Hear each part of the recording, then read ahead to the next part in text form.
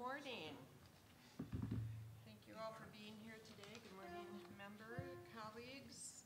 Why don't I call the meeting to order, and I'm going to ask Tammy, our general counsel, to call the roll. Thank you. Baker?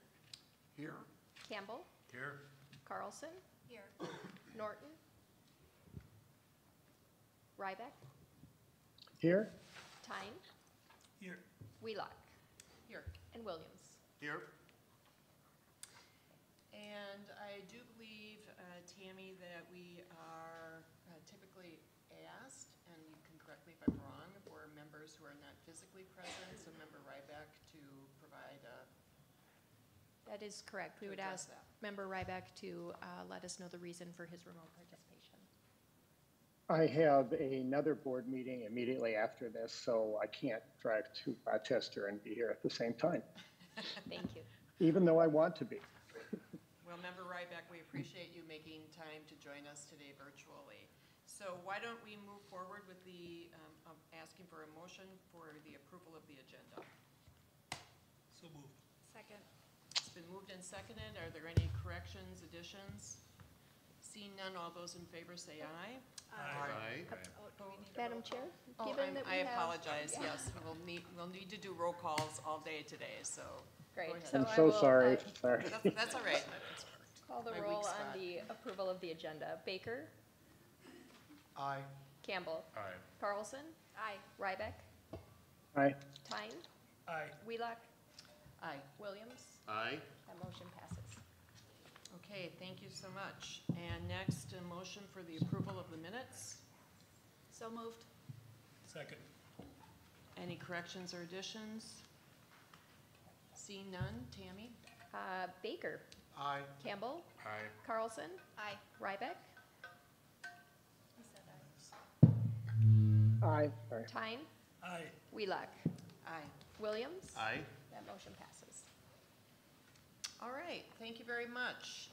We are moving right along. We're going to open up the meeting for public comments. I would invite any members of the public who are present or online to speak with us today. And please remember that you have a limit of 2 minutes so that we can both hear from everyone and move forward with the business on our agenda. First, let me just ask, perhaps Cody, is there anyone online? Okay, thank you. Is there anyone present? And when you come forward, please introduce yourself for the record. Good morning. My name is, can you hear me? Yes, we can. My name is Brenda Quay. I'm the owner of R&R Properties of Mankato. We have 3 boarded up houses just south of here. We put in an application for workforce housing that is in front of you today, and we want to do workforce housing. Our application has all been about workforce housing. Our rents, we're building studios and 1-bedrooms. Our rents require only 30% of the income for a nurse or an intern in order to rent them. And we feel that we have been pushed in order to do affordable housing, which we don't understand and don't know. And we know that Zumbro Lutheran Church has been working with DMC for a long time to put affordable housing on the southern half of the block. We want to do workforce housing. We feel that we have a project that can get up and running in 27 months. We're looking for $6 million worth of public support. And the support that we're asking for is equivalent on a per unit basis to what Sherman Associates has been provided. We feel that we have been misrepresented in how we have put forward our application. We requested that staff understand what the goals are of the DMC board and help us to put forward a positive application. They represented us that we demanded this meeting. That is not true. We want their help. They're supposed to be there to guide us. And we want to do workforce housing. We want to house the backbone, the hard workers of the Mayo Clinic. Thank you. Thank you. Any other members wishing to address the board?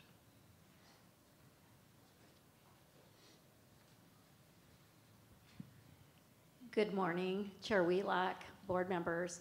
My name is Jo Marie Morris. I'm the Executive Director for the Coalition for Rochester Area Housing. The Coalition is a cross-sector partnership of Olmsted County, the City of Rochester, Destination Medical Center, Mayo Clinic, and Rochester Area Foundation. And our mission is to collaborate, invest, and lead on innovative solutions to meet our housing needs in our community. We've really been informed by our work and have identified 5 priorities based on a community housing needs analysis that was done. And because of that, we really created 5 priorities. Those priorities include increasing home ownership options that are affordable, reducing the BIPOC homeownership gap, maintaining the preservation of affordable housing we already have in the community, providing affordable rental options for our community members that are 50% or below AMI, and increasing our home ownership options for seniors, because we know fully that 1/3 of the demand is for seniors. I wanted to come today to thank you for your investment in the Sherman Project and the Aon Project. Those are great projects, affordable housing projects that really serve the folks that are 50% or below AMI, our seniors that are really the most vulnerable in our population. I also wanted to thank you for the partnership, and I'm sure that you're not aware of this, but just the great leadership and partnership we've had with the DMC in working to move the needle on BIPOC home ownership. And we're also hosting an event next week with the OCC and the FDIC and the DMC for financial institutions to share the recommendations from the BIPOC home ownership project and our new mentorship program that we're piloting. And also the opportunities for them to invest through the State Housing Tax Credit Project and how that will wrap into the CRA credits that are available and how they can bring that housing right to our own community, walk down the street and see it. So again, I'm just here today because I'm really grateful for the support of the DMC and the DMC team, and look forward to continuing on working on this important issue together. Thank you. Next. Good morning, board members. I'm Paul Widman, Director of Parks and Recreation for the City of Rochester. And I am here. I wish there's an adequate way I can convey my gratitude for the investment in the Soldiers Field Park improvements that were completed over the past several weeks. There's still some minor touches going on. I think the last time our team reported and provided information to this board, we were just completing construction and we're looking forward to the opening of the facility. And I just want to report by any measure, the project is a success. Going back to construction, which by the way, I can't believe it was just a few months ago, we were conducting hard hat tours of the facility. And here I am reporting on our first season of the park the projects being complete. If you look at the past pool attendance, a good year we would have about 15,000 participants. Sometimes that would go up above 20,000 into 24,000, but our average stayed at about 15,000. This past season, we hosted nearly 70,000 participants, and we are really breaking those numbers down, finding out that those were not repeat visitors. There was a lot of unique visits, visitors visiting Rochester attending. If you have had the opportunity to see the media coverage or experience the Aquatic Center for yourself, you see there's just something for everybody. It's an inviting space, and it was designed to welcome all members of the community. I wanted to thank you for that, to thank you for this wonderful partnership, and just let you know what we have in mind in the years to come. We'll make the entire park more inviting, and we're looking at fees and ways to just really respond to any participant, any resident who would like to use the facility to make it accessible to them. So once again, thank you, and we have good weather days ahead to really enjoy that park, and it is just a great achievement, so thank you. Awesome. Thank you. Any other members of the community here to provide public comments? Seeing none, I will close the public comment period and will now turn to the chair's report. Well, first of all, it feels like I should have done this right from the outgo, but I want to formally acknowledge Tammy Deem, who is our legal counsel. As you will remember, we've selected Tammy and her colleague Katie Johnson from Winthrop and Weinstein to represent us.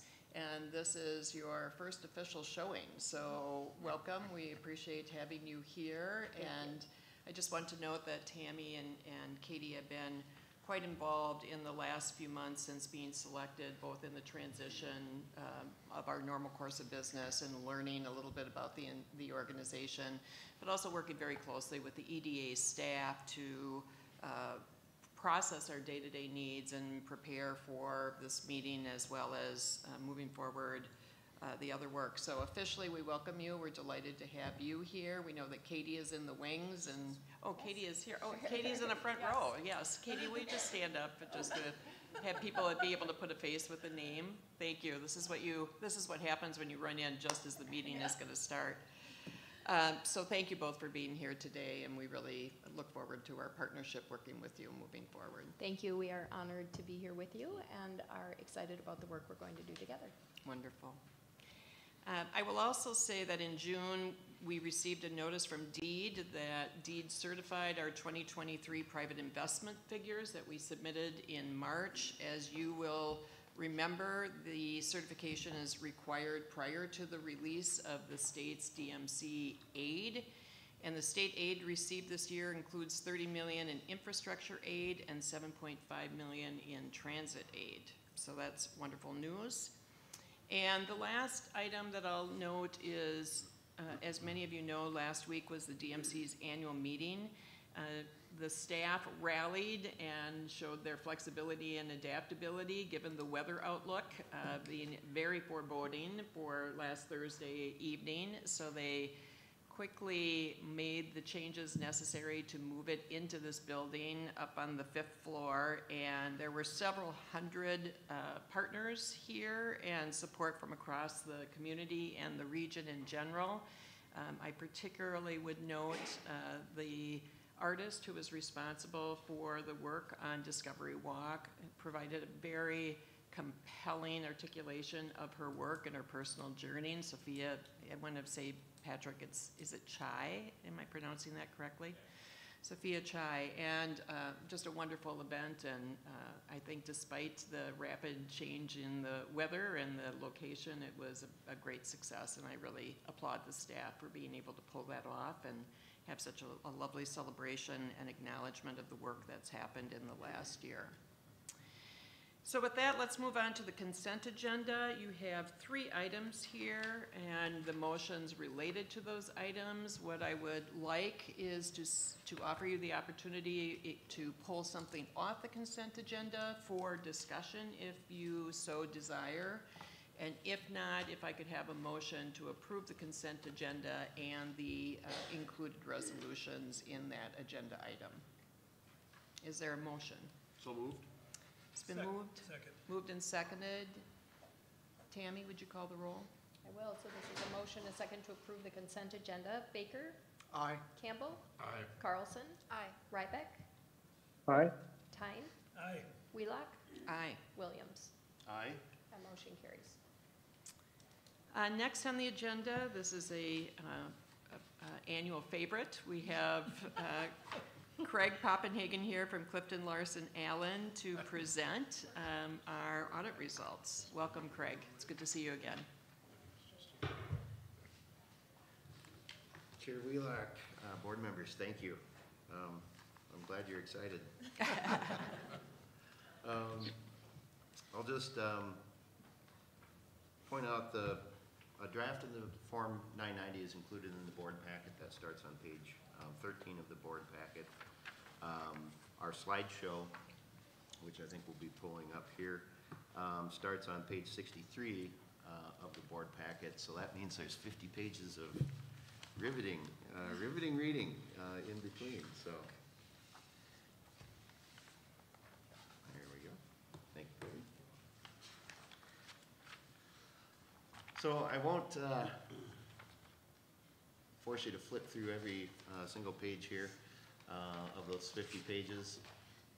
But I just wanted to point out a few of the highlights. This is an important compliance item that we have to take care of each year. Part 3 of the Form 990 just explains the mission and program of the EDA, kind of gives you a place to tell the story of EDA, the mission, what we've been working on, things like that during the course of the year. Part 6, this is on page 27 of the packet. Just a few highlights on the governance, how the organization is governed, having used board members, policies that are in place. Some of the couple key items is that it describes the organization's conflict of interest policy and how that's monitored, and as well as the fact that the draft of the Form 990 has been presented to the board for review, questions, comments prior to being filed. So that is kind of an important step that the IRS does look for. So very good that we're having this meeting here today again. Part 7 just explains, who are the board members, and kind of the main point here is that none of the board members are compensated for their service to the organization. As well as in Part 7 is who the primary outside parties are that the EDA contracts with. So that is presented there as well. The DMCC contracts with. So the main contractor, of course, is DMC EDA. So kind of helping fulfill the mission. Part 8 is just a summary of revenues and expenses. So these revenues and expenses we reconcile back to the audited financial statements, balance sheet accounts as well, so the assets and liabilities. Kind of a good metric to highlight here is on the organizational expenses. So if you do the math, about 93% of DMCC's expenses go towards program. So that's a very good ratio. It's a very high ratio, a good one to illustrate. So think of it as in the sense of 93 cents on the dollar of the public money that comes through DMCC goes to program services. Some attachments. So this is how we kind of get to 50 pages worth of a tax return. So we have some supplemental schedules that we include as well. So Schedule A, kind of the public support test. Where does the funding come from? 100% public support.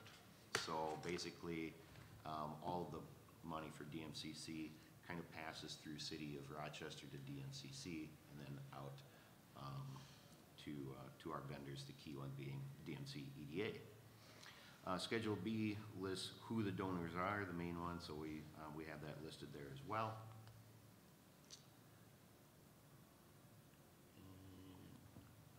There we go. Schedule O explains a little bit more about how the board, the process for the board reviewing the draft of this Form 990 prior to it being filed. Schedule O is kind of free space within the form itself, so it gives you extra room to expand and explain and anything else that you want to add in that you think is important in conveying the accomplishments as well as the goals and mission of DMCC. Related parties is another one that is important in the eyes of the IRS. So who are our related parties? The main one being, of course, DMC EDA. So that's the key one, the only one that we have to disclose there, and we do for purposes of transparency.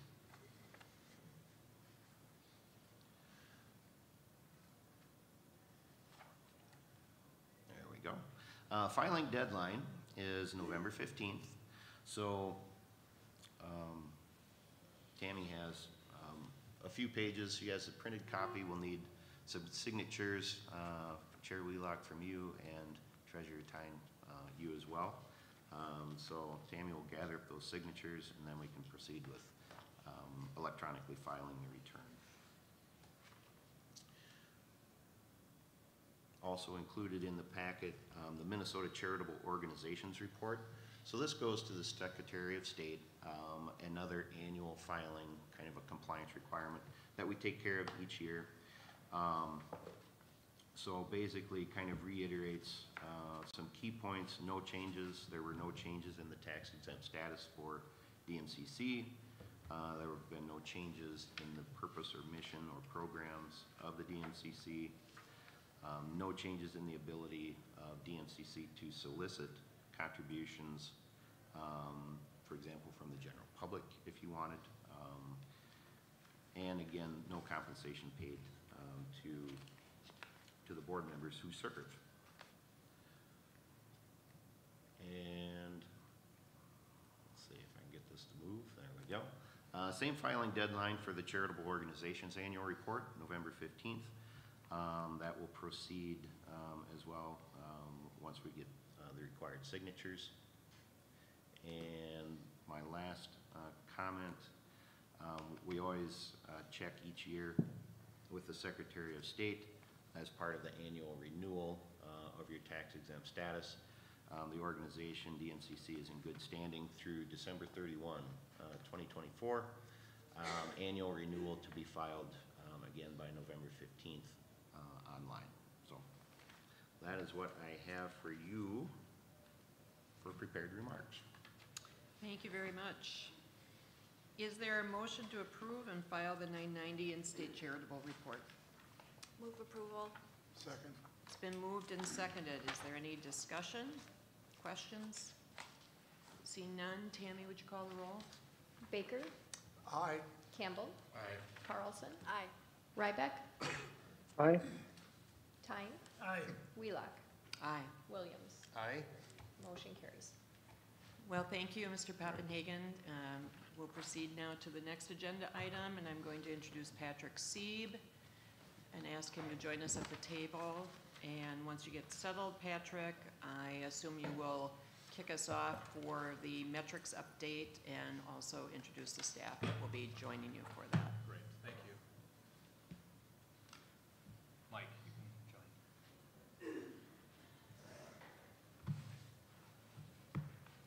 Good morning, members. Appreciate the opportunity to begin this meeting with the EDA's work and report. You have asked that each meeting we have a standing agenda item called metrics, where we look at the 20-year goals established by Destination Medical Center and unpack one of those goals to better understand, drill down, you can go to the next one, to drill down a bit so you can see not only on a macro level how we are doing, but on a more granular level to better understand. This meeting we are looking at the job growth metric. So there are metrics around strategic plan, attracting investment, job growth, tax revenue, and experience. Today we'd like to spend a few minutes talking about the work we're doing around job growth. And I've invited Mike Flynn, our Senior Director of Economic Development, to introduce and discuss this topic and lead you through the work that he's doing as it relates to job growth. Excellent. Welcome, Mike. Thank you very much. Good morning. So as you can see, DMC is to support the creation of more than 30,000 new jobs with strategies around workforce and business development. And over the 20-year life of the DMC initiative, this would require us to create, on average each year, 1,500 jobs. As of the 5-year update completed in 2020, early evidence is that we are on track in achieving this goal. As of that date, there were 7,700 new jobs against the 5-year target of 7,500 jobs. As we begin work on the 10-year update next year, we will report on this progress again to determine where we stand at that point. There are some recent, excuse me.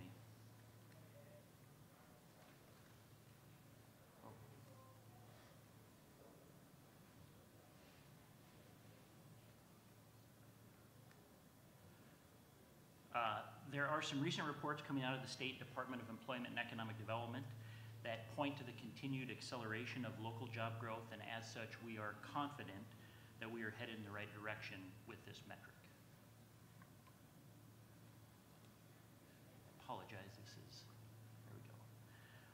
Drilling a little deeper, here is what makes up local job growth in Rochester. Mayo Clinic, as the major employer in the region, is the primary driver of local job growth.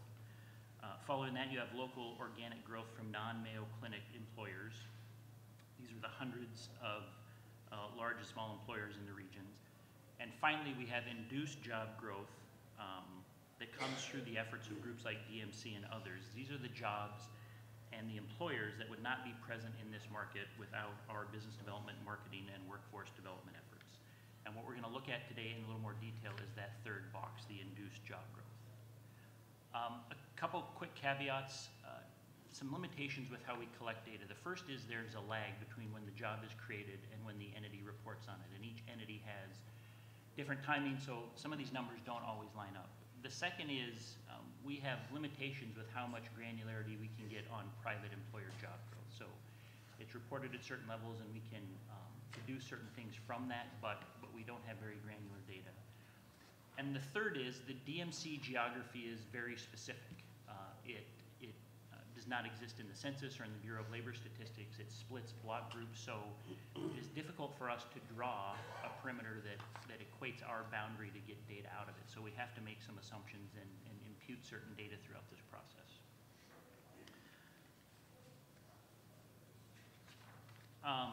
With that out of the way, I want to talk a little bit about how we go about inducing job growth. And you all have seen these things before many times. First, we build awareness of Rochester as a place to do business. Kyle Jordan, who is here today, is our team member that leads that.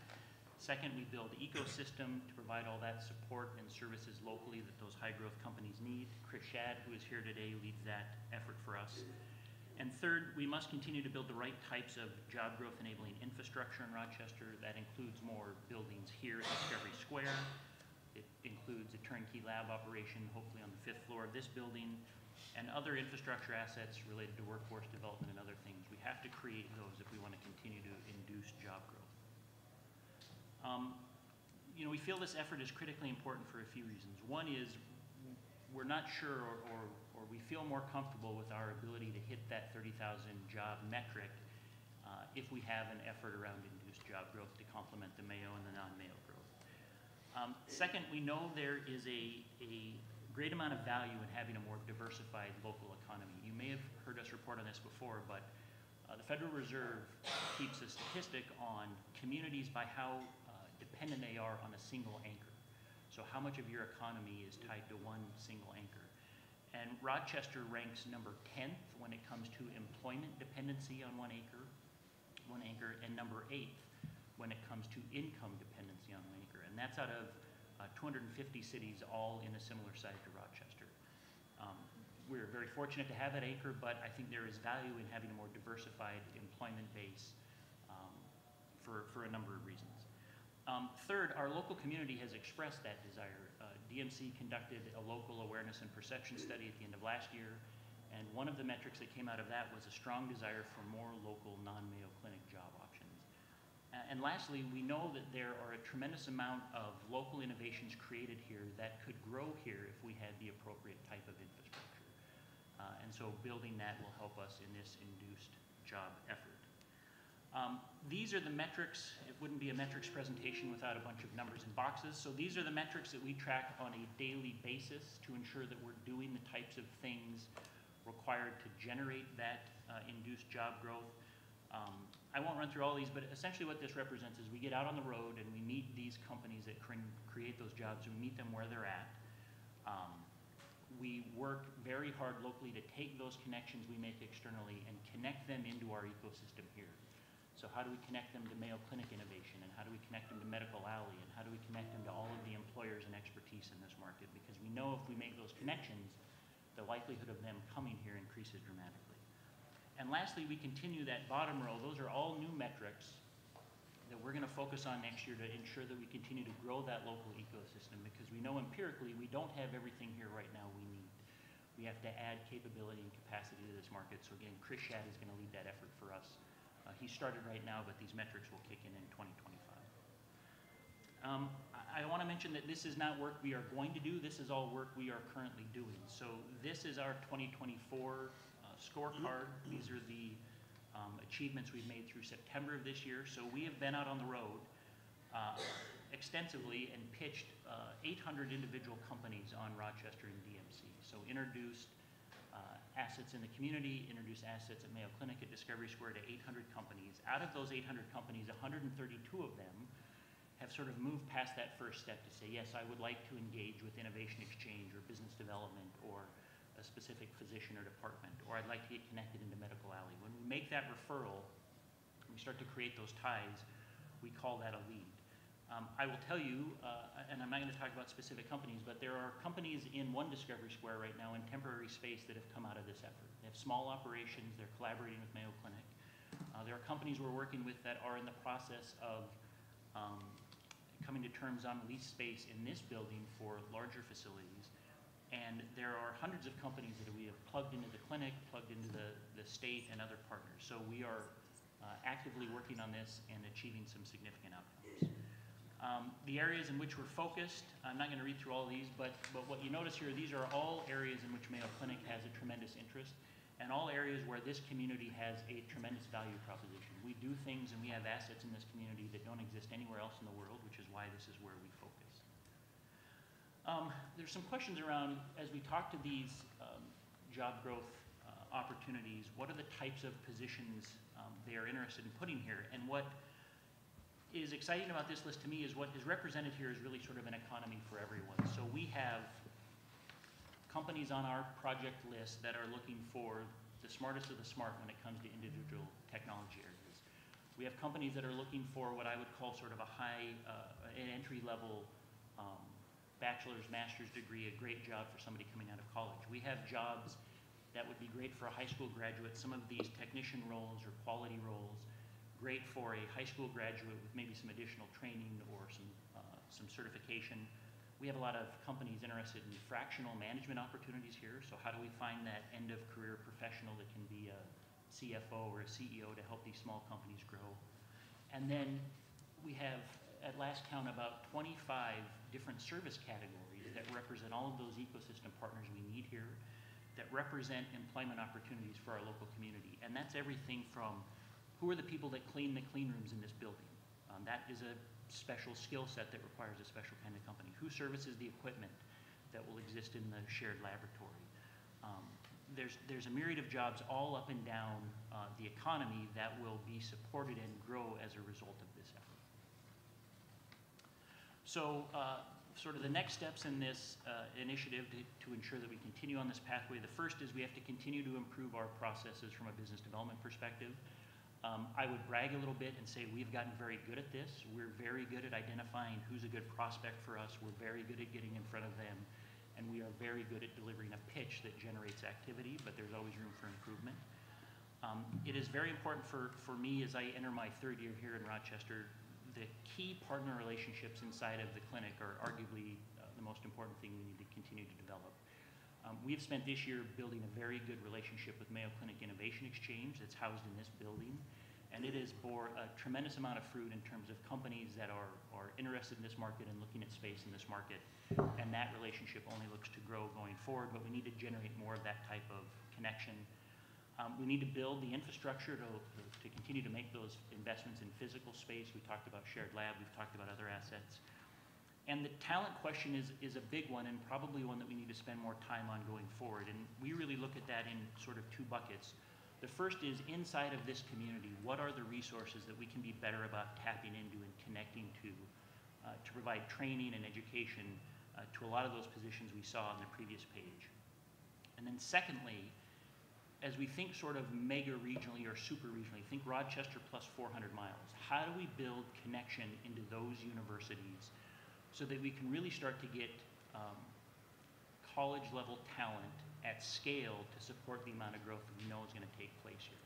So how do we get 400 engineering graduates in this community every year? How do we build those pipelines so that activity takes place organically and those ties are built? And again, that's the work that Chris Shad is going to lead for us. So very exciting time. I think we've made a tremendous amount of progress. I think there's still work for us to do, but as it applies to this metric, I guess my message would be you all can be confident that we are doing the things we need to do to achieve this goal.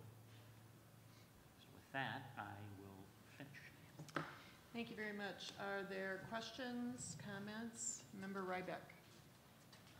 First of all, this is a great presentation, and you know, it's sort of an interesting dilemma that we have, or a choice that we have, that here you know, every city in the country is looking to create jobs. Certainly every city this size is, and we also have a great desire on the part of the people in the community to diversify the job base beyond just Mayo. And yet the differentiator between us and every other community happens to be this one entity, Mayo.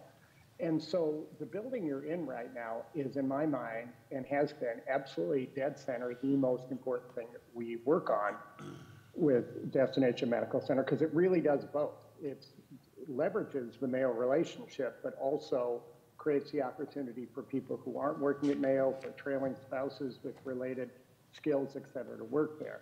So I'm just curious about how much we can focus our work as DMC on that, and how we can even more aggressively move with Mayo on that, because we've had some success, but I think a success would be if we've got a second phase of the discovery, if the buildings are all filled, and we're not there yet.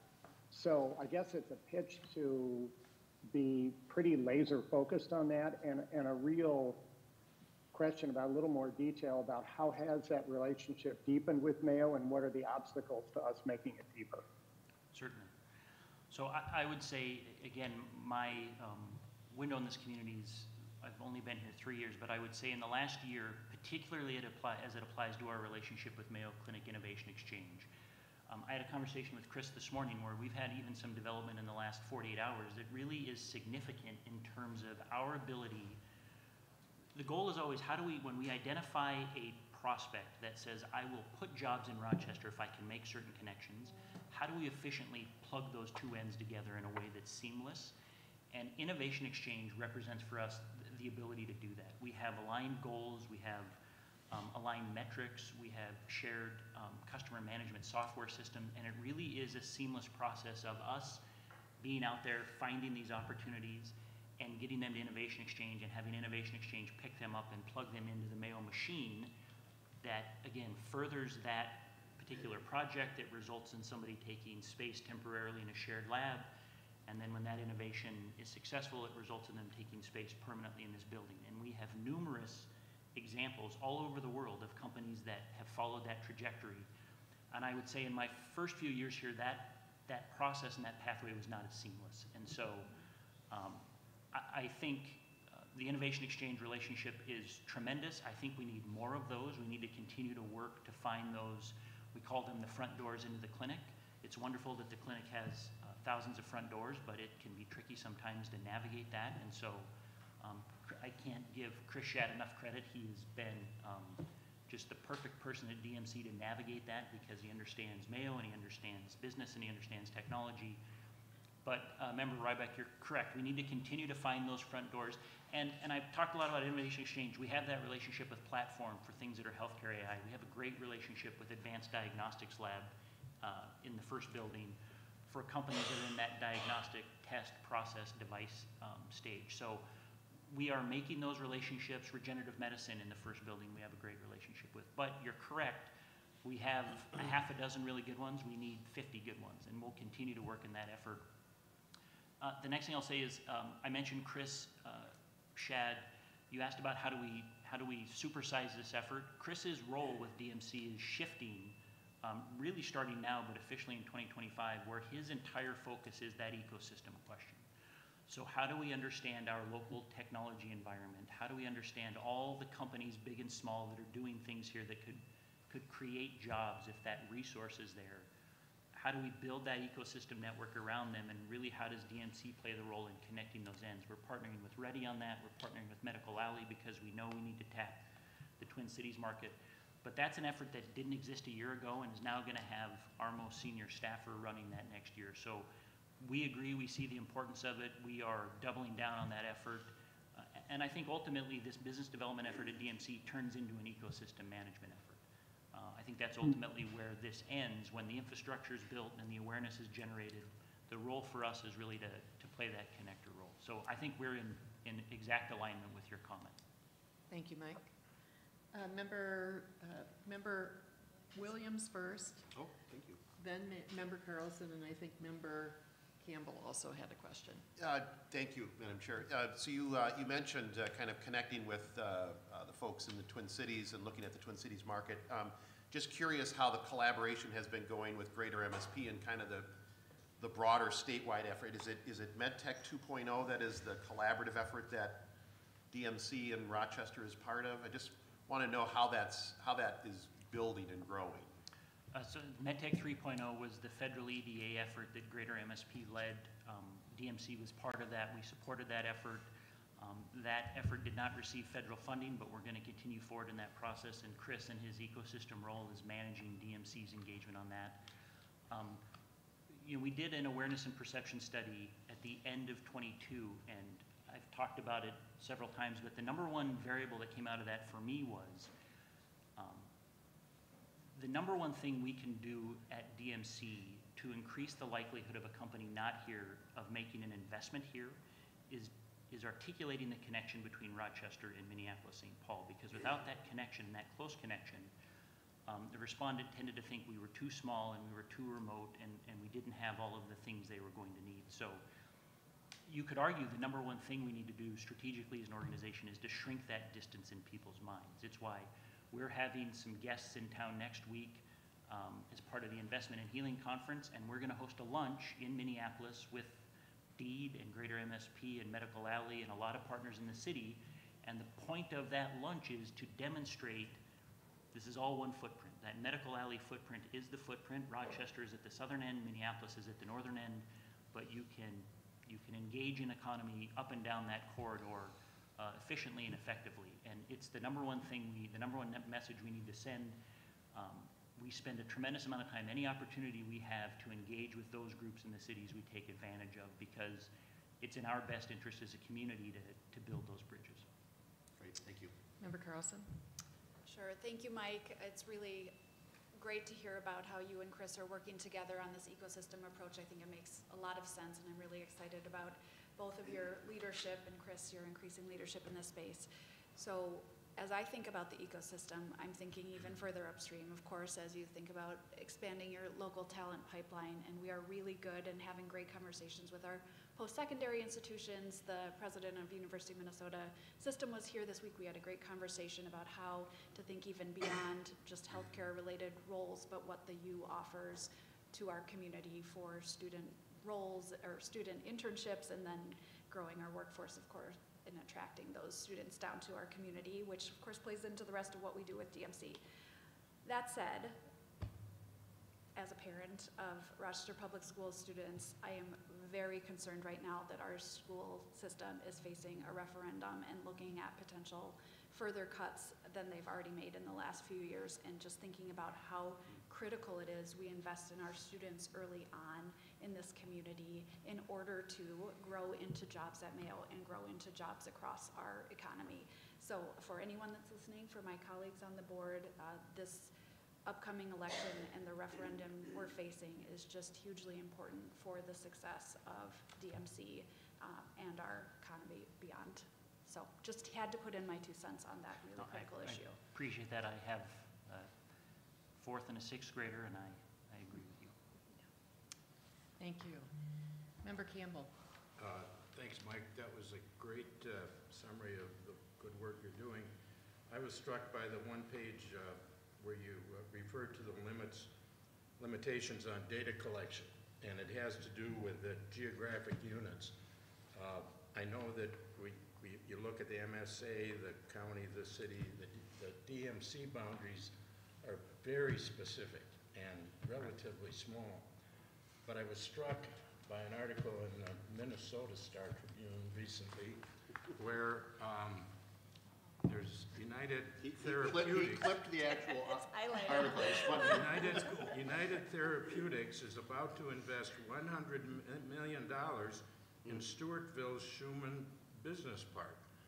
And from the DMC's perspective, I take credit for getting United Therapeutics to make an investment a few miles south of here, 32 acres.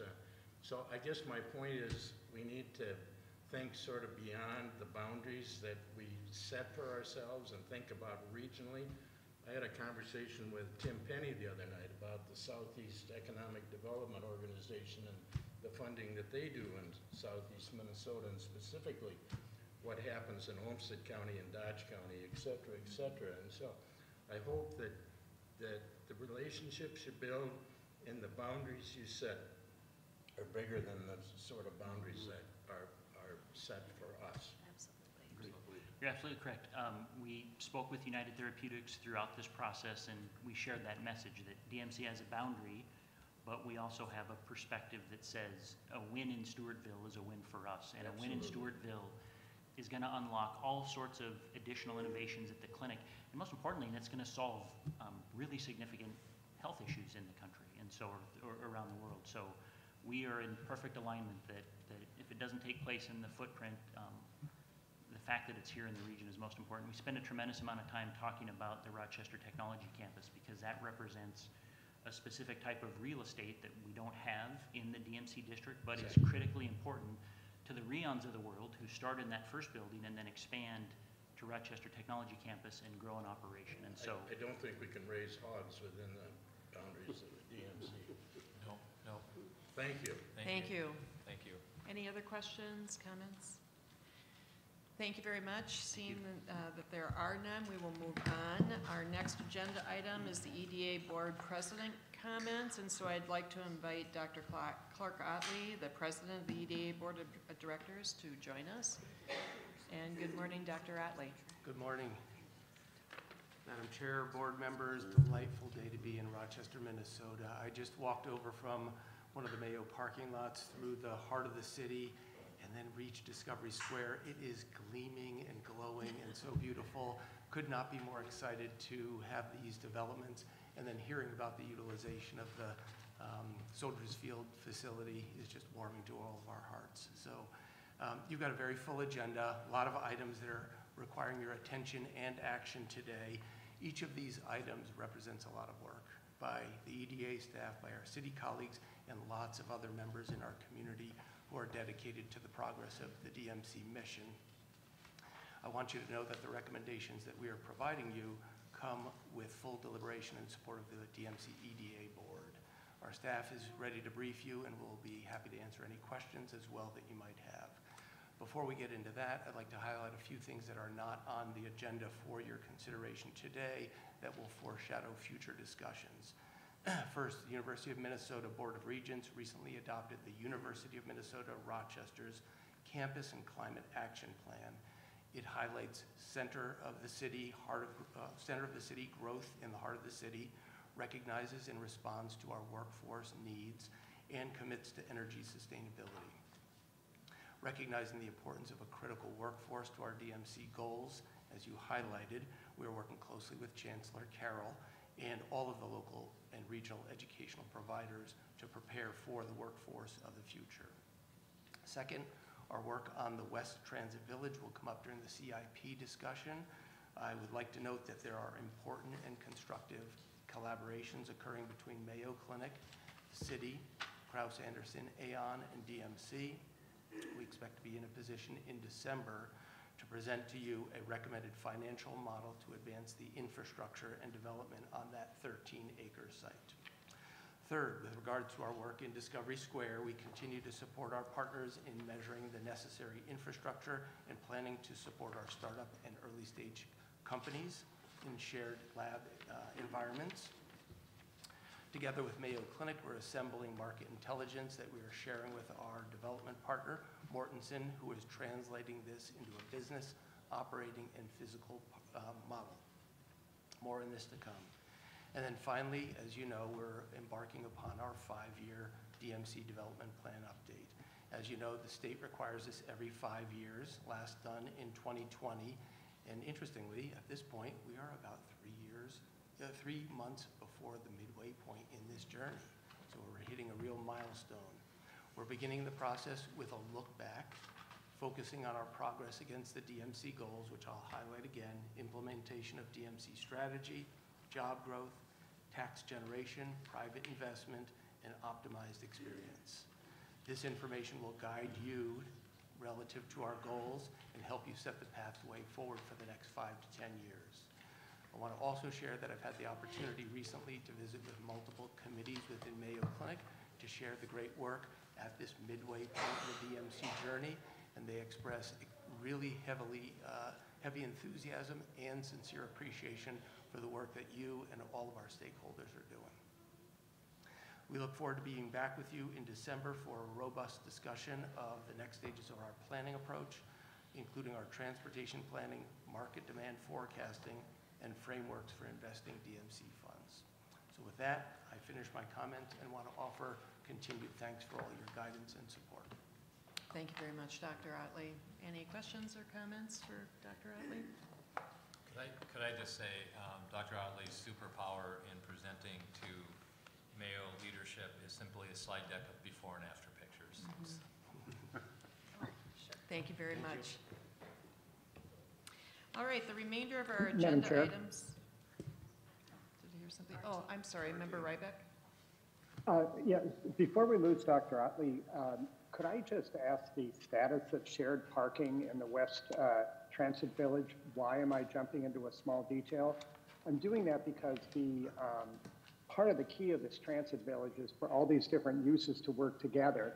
And the idea of shared parking is so critical to creating other opportunities there, that if a ramp that is Mayo only is empty, because it's a ramp that is shared by the community, those businesses can benefit. And conversely, Mayo can spend less if it's put together. I know that's a complicated issue, but what is the dynamic on shared parking in the West Transit Village? Yeah, I don't know if that was intended for Dr. Otley, but he pitched it to me. Yes, it was. And, and so I think he's definitely heard your question. It is an answer we're prepared to discuss as we're talking about the CIP and how we're managing the West Transit set of responsibilities and deliberation. If it's okay with you, we would happy to. Let's hold on that then Sounds for good. our, that agenda item. All right, so the remainder of our agenda items are being presented for action. I'm going to ask Patrick to introduce the next item, and then I want to actually have a motion from the table, and then we'll begin our discussion as board. Thank you. So let me welcome to the table Catherine Malmberg with Destination Medical Center, EDA, and Josh Johnson with the City of Rochester, both of whom have been leading this effort on our first topic. This is the topic of responding to the formal submittal for public support for a housing project. You have the materials in your packet, but I'll let Catherine take the lead in walking through this presentation as we aim to discuss further discussion. Thank you so much. Good morning. So I'm here today to first set the stage and give a little background on this board's past commitments to housing and where we sit in that ecosystem, and then we'll turn to the specifics of the project application that we received.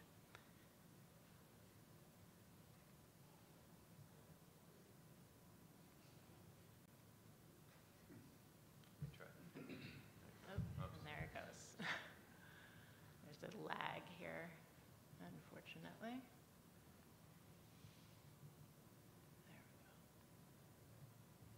All right.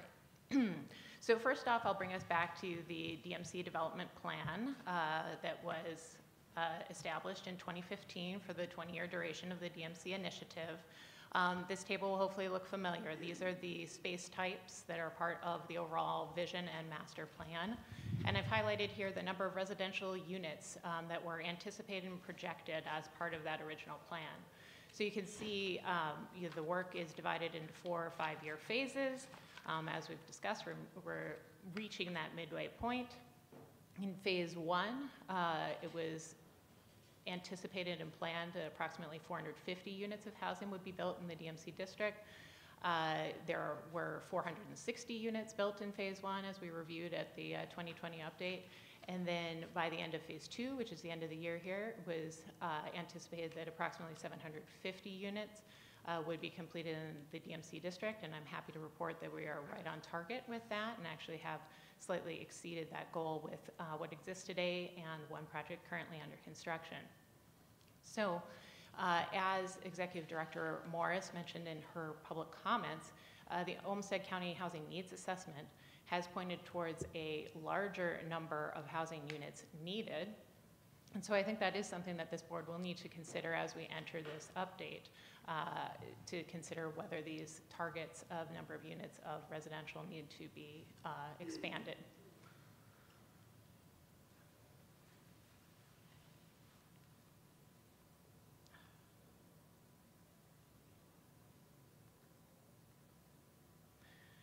So again, DMC works in partnership with the city, the county, Mayo Clinic, and the largest philanthropic group, the Rochester Area Foundation, on these housing issues. DMC is not leading, but we are a partner in the consideration of housing projects, and priorities have been arrived collectively as those 5 parties have worked together. Out of that needs assessment, these were the identified priorities from that group in terms of what the highest needs are from the community perspective. These hopefully are also familiar to you. We've been looking at these for the last couple of years.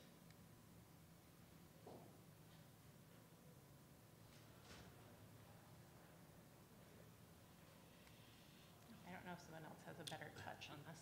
All right. So now we're going to look at what downtown, that number that I was referring to, what has been built since 2015. And you can see here a list of the projects in chronological order. So all of these are completed housing projects in the downtown, with the exception of the last one on the list, which is a couple of blocks from here. You can see it's topped out and well under construction. There's additional 219 units. It also indicates which of these have any income restricted units within them and what those income targets are. Indicates whether or not they have ground floor commercial space, which has been a priority of this board in order to support the active ground plane and vitality of a pedestrian-oriented downtown.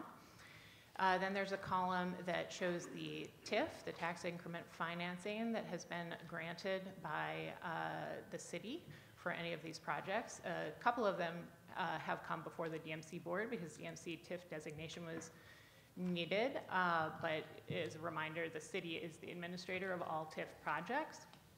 And then the second to last column there you will see is the DMC General State Infrastructure Funds that have been allocated to the project, and then a metric on the far side there that says if you added together the TIF and the DMC GSIA, how many public dollars per unit from those 2 classifications were granted to those projects.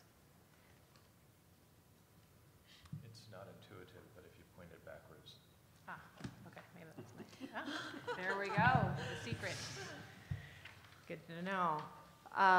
And so this slide should also look familiar from last quarter's board meeting. This is the pipeline of projects that are either in active conversation or, in the case of the top 2 there, those were projects that came before this board last quarter. So as a reminder, the Civic Center North project is a city RFP for what is today a city-owned surface parking lot. And there is a selected developer that the city has been working with. The DMC request was to help with the infrastructure costs of connecting that project, which is a mixed income project, to the downtown thermal energy network.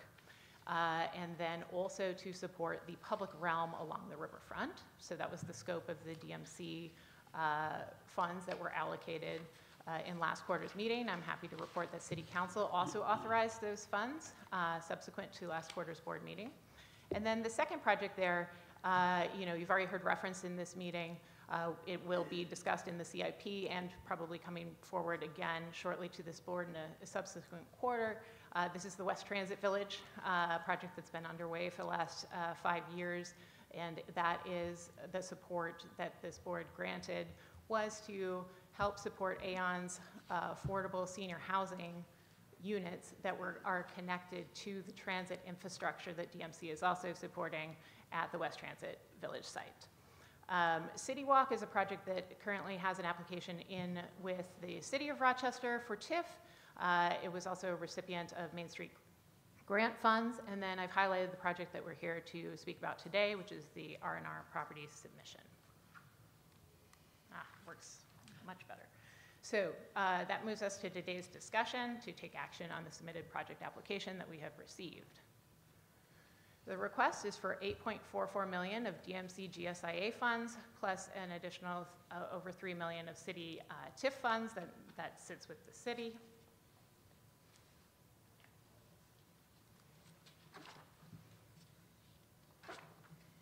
Okay. First, to outline the project itself. So it is located immediately across the street from this building, so hopefully a familiar location to you all. It is proposing 94 units of new construction housing, rental housing with parking. The property has been owned by the current developer since 2014 and currently contains 3 homes that are boarded up and have been maintained in that state since 2014. The applicant has committed to meet the sustainability goals that is an objective of the DMC. They have committed to meet our targeted business requirements. It's a fantastic location, walkable to downtown and our major employment hubs, and it's also a women-owned development company. So a lot of really positive attributes about this project.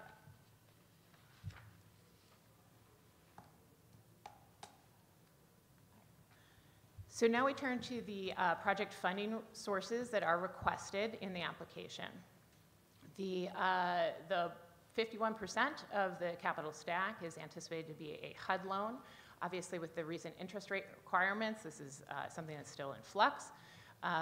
The request for city TIF is for $3.4 million. The DMC GSIA infrastructure funds request is for $8.44 million. And the land value and developer fee forms the equity contribution of approximately $4.9 million. Now I'll turn to my colleague here, Josh Johnson at the city, who partners with Baker Tilly as their municipal advisor to take us into some of those details. Thank you, Catherine. Yeah, and good morning. So as Catherine mentioned, whenever we receive an application for development assistance, we utilize outside financial consultants to analyze project performance, look to see if the rate of returns are reasonable from a nationwide level, state level. They do this by utilizing third-party benchmark surveys from real estate investors on actual projects. They use other third-party resources and publications like PricewaterhouseCoopers, for example, and then the consultants also work with many municipalities around the state, so they're working on these deals quite often and bring their experience to their analysis. When we're looking at establishing a TIF district, there are really 3 baseline conditions that need to be met, and those are first, determination that the project qualifies as a TIF district. The second being to determine if the project as proposed, would it proceed if not for additional assistance. That's the but-for test that many of us are understand. And then the increased market value of the property once developed is greater with tax increment than if no public assistance is provided. These are the minimum conditions, and the project does meet each of these conditions. It's sort of the entryway into further analysis. And then our consultants will then identify if assistance is needed, what is the appropriate level of assistance to be considered. What the analysis doesn't consider is other tangible and intangible benefits of projects, right? There's potential infrastructure improvements, there's tax increases, there's jobs. It doesn't weigh those aspects. It is also silent on the threshold of the DMC board or the city council's requirement for how long will it take for the property basically pay off the subsidy that's provided, whether it's in terms of the TIF district, the max is 25 years, but as you're adding in other potential subsidy, how long does it take for the property to pay itself off or pay the investment off? Another snapshot of the conclusion of the pro forma summary, which is on the screen in front of you. I'm just going to highlight some of the key points. The analysis did recommend that with the total development cost being as what it is, that in the projected rate of returns, the project would fall below industry standards for an investor to want to provide equity into the project or for a developer to proceed with the project. That being said, the analysis also concluded that the current request being asked is over and above the threshold that would be deemed reasonable. Some of the other factors that go into that analysis are the total development costs per unit are on the high end. Land costs per unit are also on the high end. That's obviously a factor that goes into the overall per unit cost. And then just some generally accepted public assistance parameters that we typically look at are public participation. We generally like to see about 10% rate to the overall project cost. And then we also like to see minimum available cash equity of at least 10%. And then we also have ratios that we benchmark with past projects of how much the city has provided versus what the developer equity is. And then also the subsidy per unit request is also on the high end for this project. Some other considerations that this is, and when I use the term market rate, I'm referring to units that do not have regulated rent restrictions on them. So that's why I'm using that term, just to be clear. It's in what we consider to be a well-established area, the subdistrict of Discovery Square, which has seen numerous public investments by this board as well as private investments. The design is not yet at the level of meeting city guidelines for the street level experience, but there's time to develop the design, of course. There is no commercial space included along Discovery Walk. So some of the work that you've seen my colleague Jamie Rothy present in the past was the post-occupancy analysis of Heart of the City, and there was that strong connection between vital open ground floor use and the utilization of the public realm outside of it. So that was in alignment with past board priorities. And the parking is at an almost 1-to-1 ratio per unit. So this turns it over to the DMCED recommendation. So thank you for that presentation, and we'll be happy to field any questions that you might have. Before doing that, I just want to advise that Destination Medical Center staff presented a report to the DMCEDA board whose obligation it is to provide you with recommendation. And the recommendation from the DMCC board is that while this project has lots of attributes that we like about it and we would like to see additional housing in Rochester, it does not really rise to the level of extraordinary or catalytic development that we think would merit the DMC infrastructure dollars associated with it.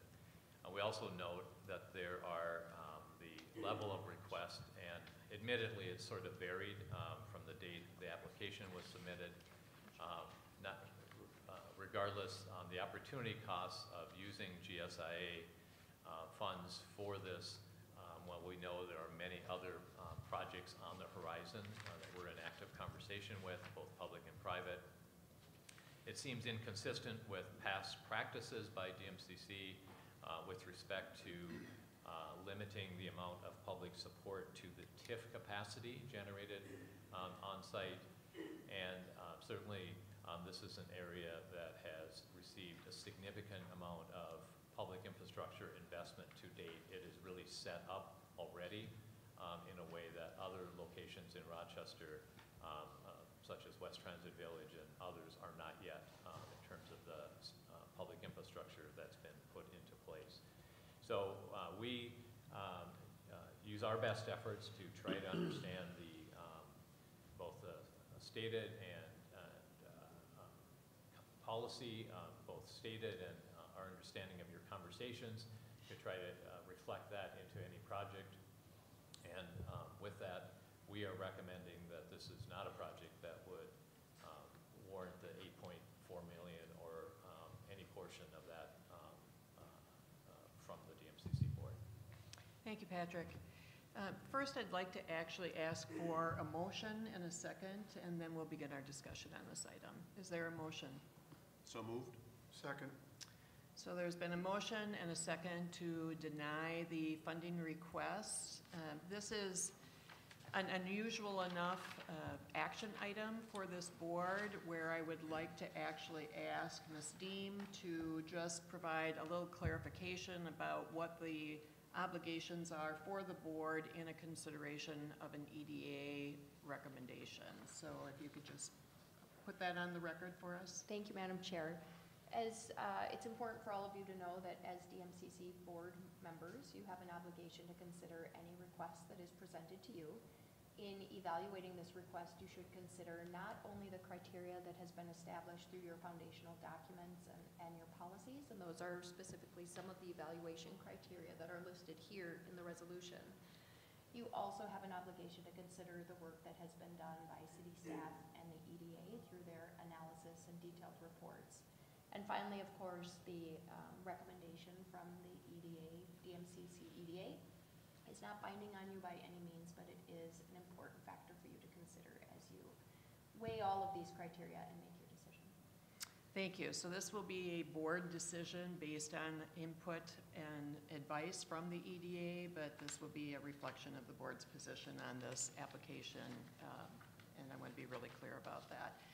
What I'd ask for members is, first of all, are there any clarifying questions? And then I will ask members to express any comments that they have on this particular item before you. So first of all, I think Member Carlson, you had a clarifying question? Just building on what Ms. Deem just described. So this seems an unusual practice to bring something that you're not requesting approval for funding. Can you say a little bit more about why your process for reviewing in the past, when I'm sure there have been decisions to not carry forward many projects to the board, why is this coming before us as a not approval? Thank it's you. Hard to describe. Member Carlson, let me take that question. Indeed, it is an unusual situation for us to come and present a recommendation not to support a project. The course of business is when we are working with developers and we're in constant conversation and work with developers to try to understand their goals and objectives and try to reflect to them what we understand the goals and objectives of this board, and to work alongside to ultimately get to a proposal that works for them from a financial point of view and we think will work for you from a policy point of view. And so it oftentimes takes many months and sometimes a year or more to get to that landing place. And it's an iterative process, and we again use our best understanding of your expectations in bringing those conversations, which is why the many projects we have brought forward have been come forward with a favorable recommendation. In this case, the applicant asked that the application be received in spite of knowing that there was a gap between the description of the project, the financial need, and our understanding of your resources. So that is, applicant certainly has that opportunity, and that's what they've requested. And thank you, Patrick. Is it accurate to say that there has been cases in the past where an agreement has been, you have been unable to reach an agreement that will allow the project to move forward, that the application has on occasion been withdrawn by the applicant? Yes, Member Wheelock, there has been one specific example where that was the case. It was a hospitality example. But generally, we work in good faith with a project to get to a place that works for all involved. Thank you. Member Williams.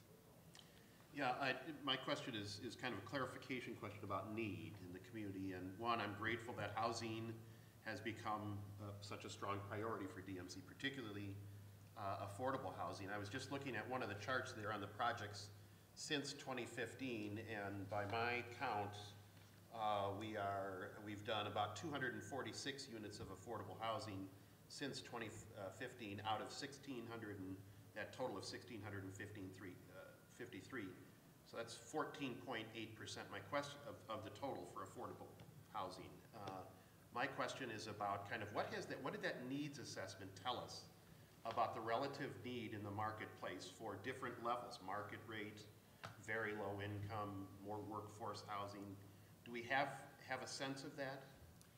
Yes, I think we do. I may turn to Catherine to provide any additional comment, but let me first, before responding, so we know that we need more housing in Rochester. So just like straight up, we need more housing in Rochester. And we know that we need all types of housing, rental, multifamily, single family, and we know that the only way to get that done is through collaborative work. You heard from the leader of the Housing Coalition reflecting the work of Mayo Clinic and DMC and the city and Olmsted County and many others, so we know in the private market. So we know the solution is only through collaboration and working together. So with that, I don't know if you have any comments specifically about the affordable housing demand. Sure, and I'd like to also make it known that we are continuing that partnership and updating that needs assessment as we speak for results to come out at the end of the year, because we do recognize that the market is changed and evolved significantly since the report was last issued. And out of the report, those 5 areas of focus were really the consensus of where the highest needs for this community landed.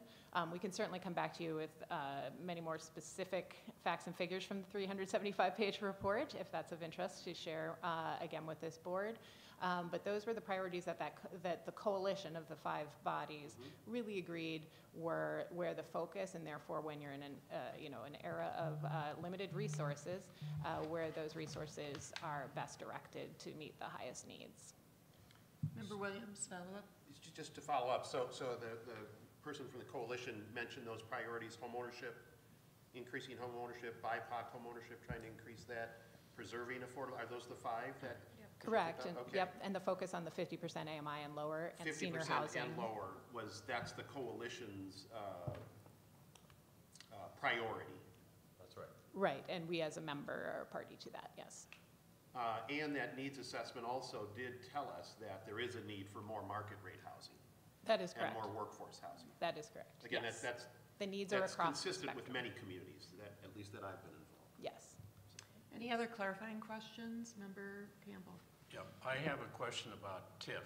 I think I understand the differences and the similarities between what I guess I refer to as standard TIF and the DMC TIF, but maybe you should explain it one more time. Thank you, Member Campbell. Understandably, there is occasionally confusion in the marketplace, but when you see in the spreadsheet that we shared, there were times when we used the TIF that was enabled by the DMC legislation versus times that the city was able to use TIF that didn't require the enabling legislation. But the use of TIF is really simply using the tax increase on a site to support the project itself. And in this case, this project is on a blighted site that would qualify for using regular TIF. So it does not require the use of the special legislation of Destination Medical Center. A surface parking lot would be an example where the state legislature gave Rochester enabled them to use this, what we refer to as DMC TIF, that doesn't require a blight test. So that's really the thing that distinguishes the two, but the mathematical formula and the methodology is all the same. It's just simply, it doesn't require the blight test to use DMC TIF, which is for things like surface parking lots. And all of the projects that you see in that spreadsheet, but for the brick project, was supported through the TIF capacity capacity, or in some cases, there was no public subsidy at all. Enclave under construction right now did not use any public subsidy. So, but all of them have fallen within the TIF capacity generated by the site.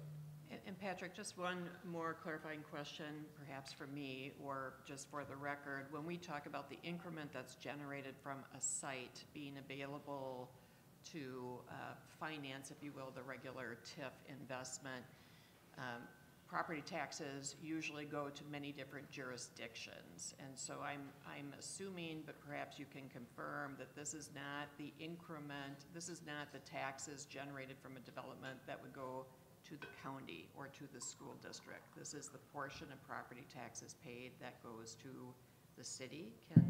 No. I'm looking at you or Joshua to clarify. Yeah, so if... Every jurisdiction's a little different about the agreements they have, so. Yeah, so if we were to establish a TIF district, we would utilize all of the increment generated from both the school district, the county, and the city. Okay, thank you. And to just put a finer point on it, it's the taxes already collected at that site would continue to be collected and distributed to the jurisdictions. It's only the new taxes. Incremental growth. It's only the new taxes that would be used to help finance the project. Thank you. Any other clarifying questions? Member Baker? So my understanding is if we vote affirmative to deny the request, that'll be fun, right, then the developer has an opportunity to adjust, right, the proposal and come back for requests in the future. My understanding, and I'm looking at Ms. Deem, is that the applicant has a 30-day window to revise the current application, or, of course, always has the opportunity to submit a new application, I would expect. That's correct. The flow chart that describes the application process specifically notes that if there is not approval here, the applicant would be allowed to come back and revise that application and work with the EDA. Okay. Thank you. All right, seeing no other clarifying questions, any discussion by members of this resolution? Member Ryback? I think it is really important for us to restate our need and for more housing and the fact that we're going to be working on more of it. I'm going to vote no on this housing project because I want more housing. That can only happen if the subsidy for those other housing projects that come down the line do not require the same subsidy level that is being requested here. We can build far less housing if we approve this at this extraordinary level of subsidy. I definitely believe that DMC should be actively involved and be a partner in TIF and whatever other tools we have. In this case, however, I think it sets a precedent that would be very dangerous. So I'd love to look at a far lower level of subsidy that would be sustainable for the many other housing projects we have to be part of. I also have a bit of a challenge of having us do a subsidy, certainly at this level, at what I believe is one of the best sites that we have in the entire community. We've invested already in this project by doing infrastructure, especially Discovery Walk, and so it's disappointing that this project saw that investment in this people-oriented pedestrian way and chose not to have anything to animate the project at the ground. This is a really important moment for us in doing this, and I bring it back to a TIF decision we made way back on a hotel across from St. Mary's, and there was great pressure to do it, but we voted no because it was important to set a precedent that said to developers, our partners who we want to work with, we'll be partners, but not at the level you're requesting. That set the trend for many other positive decisions ongoing, and so as much as I hate to vote no on a housing project, I'm doing it in the name of us creating a more sustainable pipeline of housing to come. Thank you, Member Ryback. Other members, comments? Member Williams? So I'm not sure, RT, if you meant that you will vote in favor of, I think you meant that you would vote in favor. He will support the resolution to deny funding. Yeah. I agree. Yeah. Yes, I agree with that. And for me, it really does come down to this question around, it is a prime site. and in terms of how we use our precious dollars, and in pursuit of what priorities. For me, that affordability piece, I understand that this project will be at 110% of area median. I have no doubt that there's need in that area, but in terms of our precious resources, a lower level of affordability is important. The placemaking point, I think, that Director Rybeck made is important. To what extent does this improve the place, and what does it add? How is it additive to the place? And then the level of subsidy. Yeah, this clearly is a challenging market in which to build for market rate, for affordable across the board. Interest rates, construction costs, land prices, workforce, all of the above are really challenging. I guess if I could ask another question, how are we working at DMC to make it easier to build? What tools are we using to try and catalyze development, even in this really challenging development environment? Patrick? Thank you. So I would note that the city went through a very extensive process around updating their zoning and UDC and all of the processes to move projects along. So there are no regulatory barriers, a huge issue for development. Certainly the public infrastructure we put into place as a leading investment is another tool or strategy, because that is really what our strongest tool is around public infrastructure, so putting in public infrastructure in advance of a project. And then I would say one of the things that I think that we talked about at our last meeting here with you is by allowing developers to come forward earlier in their development process. There had been an expectation by this board that you were the last money in and you wanted to see in fullness the entire project. The materials, the design, the construction, the hard construction costs. And developers have said those pre-development costs, the cost to pursue that, development pursuit costs, are extraordinary. And we would like an early read. Is it possible? Can we get an early read? And so we are looking, so that's another tool that we have tried to deploy, which is to make it easier for developers before they spend a lot of pursuit costs to get a read on the level of support. And which is why this proposal lacks definition, and we understand that it does. We don't really know the materials, we don't really know the sustainability, we don't really know some of the details, but that's sort of the trade-off in making it easier for developers to get an early read. So those would be the things that I think we've put into play to help in this environment. Madam Chair, if I could just follow up. So again, given the work that's been done, if this resolution passes today, I would obviously encourage the staff to very much re-engage with this development. This is a critical site, along a critical stretch of Discovery Walk for us. So I'm hopeful that that work continues. Member Carlson?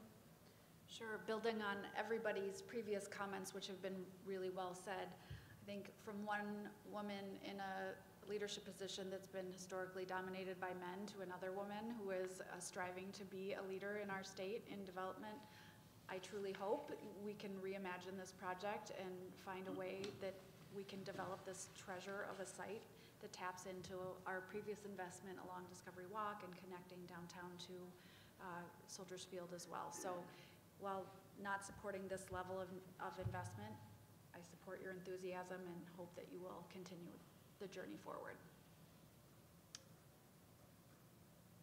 I'll make a few additional comments. I, as well, am going to support the resolution to deny the funding for this application.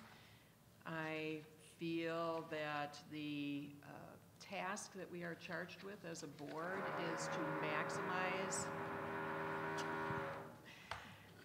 We'll see how this goes, but to maximize the public benefit from the investment of public resources, and these funds are in competition not just with other housing projects that maybe meet senior needs or affordable needs or workforce housing needs, but it's in competition as well with projects that create jobs, that promote transportation solutions, that grow the visibility of this community, the amenities that are available for the community, the investment in sewers and streets in our community. So this is a challenging time to do a redevelopment project. The interest rate environment is substantially different than it was just a few years ago. We believe, obviously, with the Federal Reserve action, that is starting to move in a different direction that we hope will be more conducive to doing development. But this is a premier site that is surrounded in many different ways by a significant level of investment already to promote the development of this location.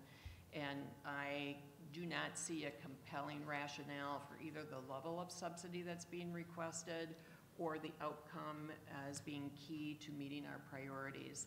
The EDA staff and the EDA board, I believe, did a very good job of understanding our perspective and our priorities and the criteria that we would use for making decisions, and I feel that this position is warranted. Having said all of that, I do not believe it is in this applicant's interest to have us go on record to reject the funding request for this application. And I would encourage us to consider tabling this item, this agenda item, until our next board meeting, where I would request that it be put on the consent agenda for us to then act to deny the funding that is being requested, and give the applicant a chance to consider the strength with which we are uniformly expressing our point of view that this does not meet our interests and needs, and give them a chance to accept that this will have to be substantially rethought for it to move forward, or to give the applicant the opportunity to withdraw the application. But again, it is based on my presumption that it does not advance the redevelopment of that site or the interest of the applicant to have us go on record to reject this application. If there is agreement with that among the board members, I would ask someone to make a motion to table this. However, that motion will close down any further discussion. So I'm going to open this up, and I'm going to ask maybe Ms. Deem for any additional comments before we move in that direction. One way to proceed would be to have the motion maker and seconder withdraw their motion. I'm sorry, can you repeat that? One option would be to have the person who made the motion and who seconded the motion to withdraw their action, and then there could be a motion to table. Is it a motion made already? Yes, there is a motion on the table. So the person who made the motion could withdraw it. Who was that person? That was me. Or you can motion to continue to date certain. I'd like to ask staff before we determine whether we Yes, agreed. proceed. Is there any course of action here other than acting on the resolution that will either be conducive or challenging for the work that lies ahead from a staff perspective?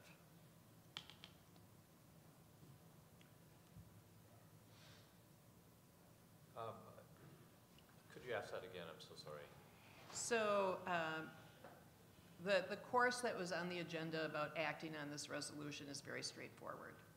Is there any advantage from a staff perspective or any additional challenge in terms of work and expectations if we delay a decision on that item, given that the board has expressed I think a broad perspective that this will not move forward as it's in its current form, this application? Thank you. I would say that we heard, I took note of what I hear to be clear expectations being presented by individual members, certainly not the full board, but individual members around the expectation of affordability, discussion about how this would affect or balance other priorities, and the placemaking, that is to say say, the physical location fit of the building. So I've heard that all very clearly, and we would certainly bring that into the discussion. So I don't think there is any reason that you can't proceed in the way you're discussing from our perspective. Are there any other expressions of position on this item before we determine a course of action to clarify the position of the board? Member Rybeck. I will support this, but I do want to put one caveat in. I'm not the world's biggest rule follower, but I do think there are a couple of precedents that I just want to be mindful of. This is a strategic body that traditionally does not get deeply involved in the negotiations. The EDA board is our body to dig into the details of this and give us recommendations, and they recommended no here. The staff is also our body to do those negotiations, and developers need to see that they are empowered to make tough decisions and not go around them. So in both cases, we got no's from them. I think in this situation, it's wise to follow the chair's recommendation, but I do want to send two messages to the developer. One is this is an exceptional statement of hope that we can work something out for this site with you at the right level with the right response to what should be a more lively site. And but I don't want to set a dynamic where, again, they're requesting to come to the board, where they're going around the EDA, et cetera, et cetera. So I will support it. I think it's super smart of you to recommend this, Chair, but I do want to just make sure that we're not in a situation at the next meeting where they're disagreeing with our staff recommendation, and then we're again taking a unique situation and overriding the people who we asked to give a recommendation. Member Ryback, I think that is a compelling point, and I do want to say also for the record that all of the board members did receive a letter from the applicant that was distributed to us by Ms. Deem, so I did want to make that as a point of the record. And I feel that is a compelling point, and I think that the need to be clear about our position on this overwhelms the potential negative impact of having a vote on the record by this body, and I think the precedent that we've set with past action is compelling. So I'm going to withdraw my suggestion of tabling this matter and see if there's any further discussion about the resolution or the motion that is on the table. Madam Chair? Yes, Member Ryback. I actually was saying in this case, let's do it. I do understand that, yes, but you compelled, me with your previous comments before you stated that. All right, good. And this is not subject to public discussion right now. There will be an opportunity after the meeting for the applicant to talk to either any of the board members or to the EDA staff. So at this point, I'm going to ask our legal counsel to call the roll call. So we have a motion and a second to approve the resolution denying the request for private development funding. Baker? Aye. Campbell? Aye. Carlson? Aye. Ryback? Aye. Tyne? Aye. Wheelock? Aye. Williams? Aye. That motion carries. Thank you. We're going to move forward now to the next agenda item, which is the Downtown Historic District Infrastructure Project request.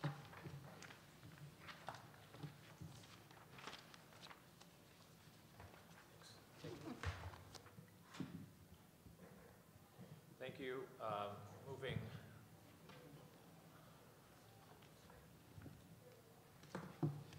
Moving to our next topic, I would invite Jamie Rothy, who's Director of our Community Engagement and Experience, to walk through a recommendation we have for you to support a project within the historic district. So Jamie. Thank you, Patrick. Thank you for having me. So today's conversation, we're going to do a quick touch base on the activity that's happened since we were last together in May. And then we'll walk through our first funding application, which we're really excited to bring to you today. So a bit about the project that's in front of you. The property is at 216 First Avenue Southwest. It's known as the Holland's Food Shop historically in our community. It was built in 1884, and has housed small local businesses since it was built. It's been a marble and granite shop, it's been a food store, it's been a cafe, it's been an art gallery, it's been a place where people have gathered to listen to radio shows. In 1953, a second story was added, and then recently it was purchased in 2023 by a local businesswoman, and her group is known as Al Jameen Group. Currently houses Bebop Korean Eats and 1928 Cocktail Bites, which was established in October and is very yummy and a very exciting place for our community to go. You'll notice in the picture, if you're comfortable with our downtown, you might see that there's an alleyway right now in that space, and that is where the outdoor cafe seating is today. So quick reminder of where we have been since we were together. So we were last together in May, and you approved the DMC funding tool. That recommendation went to City Council, and we received their support in June. They also established an economic development 0% loan program to support the historic district, and then they also established a pre-development grant in support of design and engineering activities that might be needed to move projects forward. And so, as noted on the timeline, we're here in September. Any actions that we take today will, of course, go to City Council in October. So since June, there has been a lot of activity to set up a program to be successful, and we've worked really closely with many teammates at the city and within our DMC office, including Allison Bowman and Cody Pogles, Irene Woodford, Josh Johnson, and Molly Patterson-Lundgren. The work that we did together is we defined all the processes to get through and funding application. We built new community outreach activities. We built new marketing tools, including the website that's on the screen before you. And then managing the program itself. How do we receive those applications, go through the due diligence? And so all of that came together really well. And just want to thank our city colleagues for all of their work that they've done so far, and our DMC staff members as well. So I'm excited to bring forward to you today that we've had a variety of projects that have started the application process. That starts with just a click of a button on our website that says, I'm interested in learning more. When we built these slides, it was 5 properties. We have many more than that. And it's a variety of projects as well. There's housing, there's system upgrades, there's accessibility improvements. So it's really great to see the community's response in this application opportunity. And of course, we'll be reviewing one funding application that's ready to be reviewed today by this board. So with that, we want to move to this, for you to consider this funding application. You have the information in your packets that have a bit more detail. It is a roof replacement project on this building. But what I want to do as you get ready to discuss this project is talk about what the impact is, because sometimes we're like, it's a roof. It's amazing.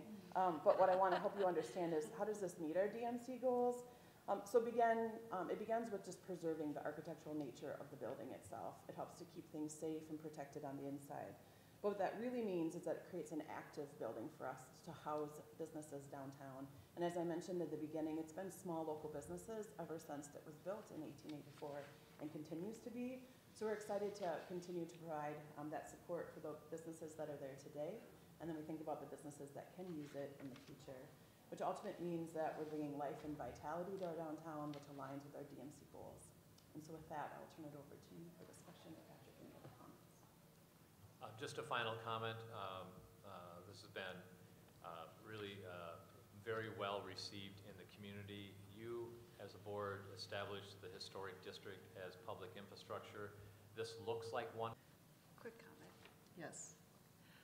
Member Carlson. So when I look back over my term as I wrap up, this is really one of my proudest things, and I am so grateful to staff at DMC and at the city in thinking about how we leverage one another's funds and abilities to support local businesses and this little treasure of a historic district that I wish were bigger, but it's not. So I'm glad we can infuse some resources. Thank you, Jamie. And I would simply add, in one of my many past professional roles, I had a responsibility in the University of Minnesota system for the maintenance of 23 million square feet of property on the Twin Cities campuses. And the single thing that is the biggest risk about the integrity of a building is water. So if you don't have a roof that keeps the water out, your goals for the use of that property, you might as well just kind of set sail and, let them fly with the wind, because this is critical to start with what is the biggest risk factor. So though you think we might not appreciate the value of a roof project, this is really critical, and we appreciate you doing the work on moving this historic district forward, and it does not surprise me that this is one of the first applications that has come forward, and it is meaningful, so thank you for that. There has been a motion. Any further comments? Ms. Dean, would you call the roll? Baker? Aye. Campbell? Aye. Carlson? Aye. Rybeck? Member Rybeck, I don't think we heard you vote aye. I'm sorry, had I my mute? Yes, aye. Thank you. Tyne? Aye. Wheelock? Aye. And Williams? Aye. Motion carries. Thank you very much. Thank you. Let's move forward to the DMC work plan and budget for 2025, and I'll ask Patrick to introduce that. Thank you. And I'll just note on this last action item, this will go before City Council, as they will also need to take action, and that we will note the unanimous support for this project. Our next topic for discussion and decision is our annual budget. As you know, each year in September, we bring forward a DMC capital improvement program budget, which includes capital projects, the work plan and operating budgets, and working capital loan. We are bringing this forward with support and recommendation, having worked on this with the city staff throughout the summer, with various board members who volunteered a bit of their time to weigh in and provide advice, with support and review and consideration by the DMC EDA board, bringing forward this recommended budget. And as a place starter, it's been asked of us to help remind the board and the public of the funds available that you all steward as a part of your role. On the column on the left, the total amount of $585 million. The next column over is the total amount that has been committed to date. So for the first decade of our work, $243 million. And what's being proposed in this year's capital plan, another $38 million. So the column on the right is the amount remaining, 285 minus 243 minus 38, 289 million, with some footnotes, because there are some outstanding obligations that you've really committed to but haven't been deployed. So just to frame up this discussion, we are about nearly halfway through the DMC initiative and about halfway through the commitment of resources. We have approached this CIP by organizing it around advancing prior-approved projects to advance time-sensitive projects, so prior-approved projects like Chateau, Link BRT, and 6th Street Bridge, and to introduce and advance some time-sensitive projects. West Transit Village been subject of lots of passion and support from this board, and Bold Forward Unbound, the work that we will do adjacent to Mayo Clinic as it is building out the Unbound project, and then to, as best possible, reserve resources for future needs pending the 2025 update. We have only 12 line items that make up this proposal, and we're prepared to walk through each one of these briefly, but this is one quick way to see all of the requests that we're asking you to consider. So I'm happy to pause here, Chair Wheelock, or I'll ask Cindy to jump in and do a brief review of each one of these line items. I will just invite you if you wanted to highlight anything. Otherwise, I would suggest that the board members have received this information prior to the meeting, and you should assume that we've reviewed the materials prior to our meeting, and I'm happy to let you highlight anything that you would like to, and then we'll open it up for comments and questions from the board members. Cindy, with that direction. Yes, great, thank you very much. So let me just. Cindy Steinhauser, Deputy City Administrator. Thank you, yes, thank you. I told them to point this way, okay. The first is a request for wayfinding.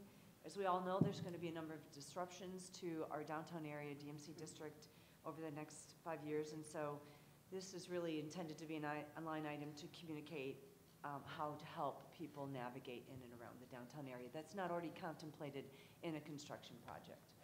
The next is a line item that you see every year, strategic development. This is really funding to support growth in key areas that you have identified, specifically downtown development, affordable housing, and so forth.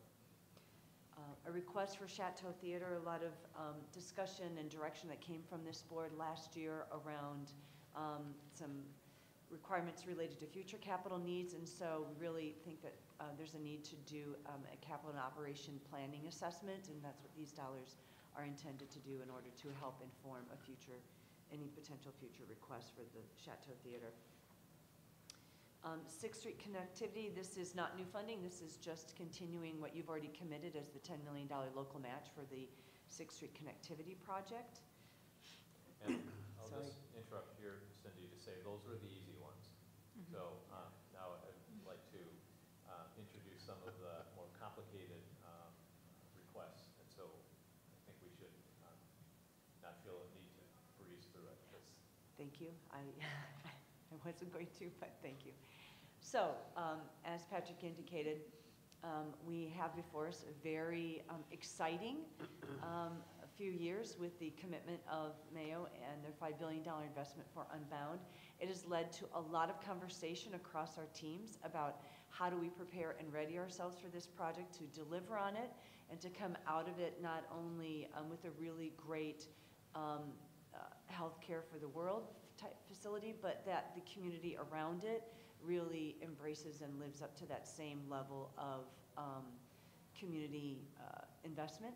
And so what we're recommending in the budget request is we've been doing a lot of analysis, and that analysis will continue, around what is the support, specifically infrastructure, that might be needed as it relates to Bold Forward Unbound. You can see there what the disruption is going to be in 25 and what it's going to be in 26, and that's based on the information that we know right now.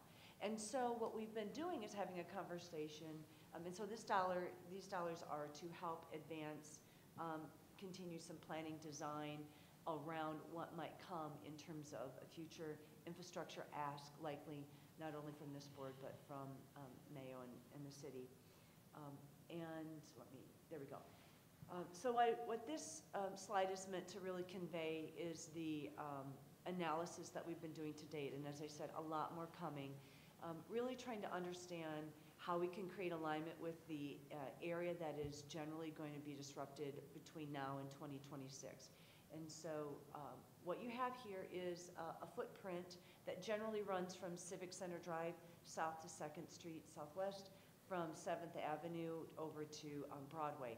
And what you see here are a couple of areas of distinction that we've been talking about. First is the purple, which is where we know there will be disruption as a result of Mayo needing to get into our public streets to do improvements that are necessary for their project, which then led for us to have a conversation around, in this general area, where do we see the potential to, one, prioritize investment in infrastructure that is necessary to replace. So that is what you see in hashed marks. To talk about where we can do project optimization and support future capacity and growth, which is what you see in the yellow.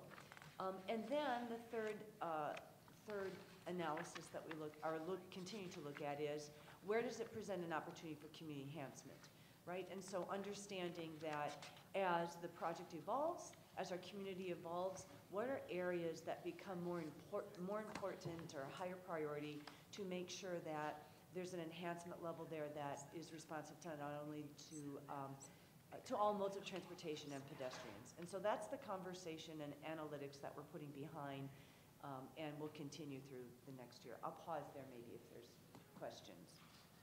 So this way, I guess we're trying to introduce what we would call known unknowns. So we know Thank you. there's significant work ahead of us, but we don't know exactly what that will look like, and want to introduce that to this board. Yes, the only little side conversation is I was going to say, we're going to request that you send this image to us separately after the meeting so that we can look at it a little bit in more detail, so. Why don't we continue? Oh, I'm sorry, Member Ryback? You're on mute again, Member Ryback. I'm so sorry. I work with loud people, and so I'm trying to mute in between. Sorry about that. I'm a battle-scarred veteran of people getting really pissed off at elected officials when they do construction projects that kill commercial districts. So speaking as the ghost of Christmas future, I wonder if within this somehow there could be one person whose assignment is to basically be the advocate for access, meaning once a week, actually driving and walking the area and really questioning with the people, who are doing the work, does this street need to be closed one more week? Does that meter need to be hooded? One of the challenges with these projects is when you take the assumption that it will be closed for multiple months, you give away what would really be helpful to a small business, which is, could you maybe close that street a week after this one so we can get a car through? The devil is in the details of this, but if we really were very, very mindful of this, and certainly we lived through a couple of projects already there, but the scale we're talking about is a lot. And I think if we actually built in some access advocacy into this, especially for residents, especially for visitors, especially for businesses, we could go a long way toward mitigating the temporary harm. Thank you, Member Ryback. I know that staff has spent considerable time talking about that very issue, and it's certainly related to our business forward approach. I'm looking at Cindy to see if you want to offer any particular comments in response to that request. Sure, no. Yeah, thank you, Chair Wheelock, and it's a great question. You actually fund a position. It's the Active Transportation Coordinator position, and this is the very conversation that we've been having. Matt reports to our Director of Construction, Steve Sampson-Brown. There's a lot of internal coordination that our team, along with Ryan Yetzer's team, the Development Service and Impact team, meet every single day and ask these very same questions. So not only is it a component of the business forward strategy, but it's exactly the conversation that we've been saying. Matt C., who is the Active Transportation Coordinator, how are people moving, and what does that look like week after week? Where are we seeing patterns? Where are we seeing barriers to that movement? So it's a really great comment, and we've been thinking about it, I'm happy to say. Great. Thanks. Thank you, Member Williams. Just a quick amen to that. Having lived through the Green Line construction in St. Paul when I was in the mayor's office, that was a $1 billion project. This is a $5 billion project, and starting in 2025, it is going to hit the ground, and so that internal capacity to coordinate across construction, decisions about utilities and all of that, as well as be an advocate for small businesses and for everyday traffic is just critical. So glad to know that capacity is there. Thank you. Why don't we let you proceed with your overview of these projects, and then we'll have more discussion about the recommendations. Great, thank you. So the next item is similar as the one you just heard from, and this is related specifically to West Transit Village. Again, this is to look at funding for additional planning design to support the infrastructure needs for that 13-acre development. This is similar, has been through a similar process. It's a little bit more evolved because we've been working on West Transit Village for a couple of years. And we anticipate also, as Patrick indicated, this is a known unknown. We know that there is going to likely need to be a future ask for infrastructure to facilitate the great development that you see before you proposed. Let me just advance to the next slide here. There we go. This is an example of the kind of deep dive that we're doing. We call this our responsibility matrix. And so we're going through and looking line item by line item, what needs to happen to facilitate really great development here and to continue to support it once it's built. And so this matrix has been a collaborative effort, representatives from DMC, specifically Catherine Malmberg, city representatives, the developer representatives from both Cross Anderson and Aon, as well as Mayo representatives, going through and going, what is the item, who designs it, who constructs it, who builds it, who owns it, who maintains it. And then how does that come forward in both a financial ask among parties, and then how is that reflected in future development agreements that come as a result of this analysis. Before we leave this one, I do want to get back to the question that. Oh, yes, sure, I can respond.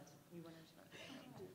Yeah, so the question from Member Ryback related to the parking it's a great question. I think what I will say for you is right now, the partners involved with West Transit Village, all whom I just named, understand that the need to solve parking is a collective need, not to think about parking, approaching it from our individual developments, but rather collectively.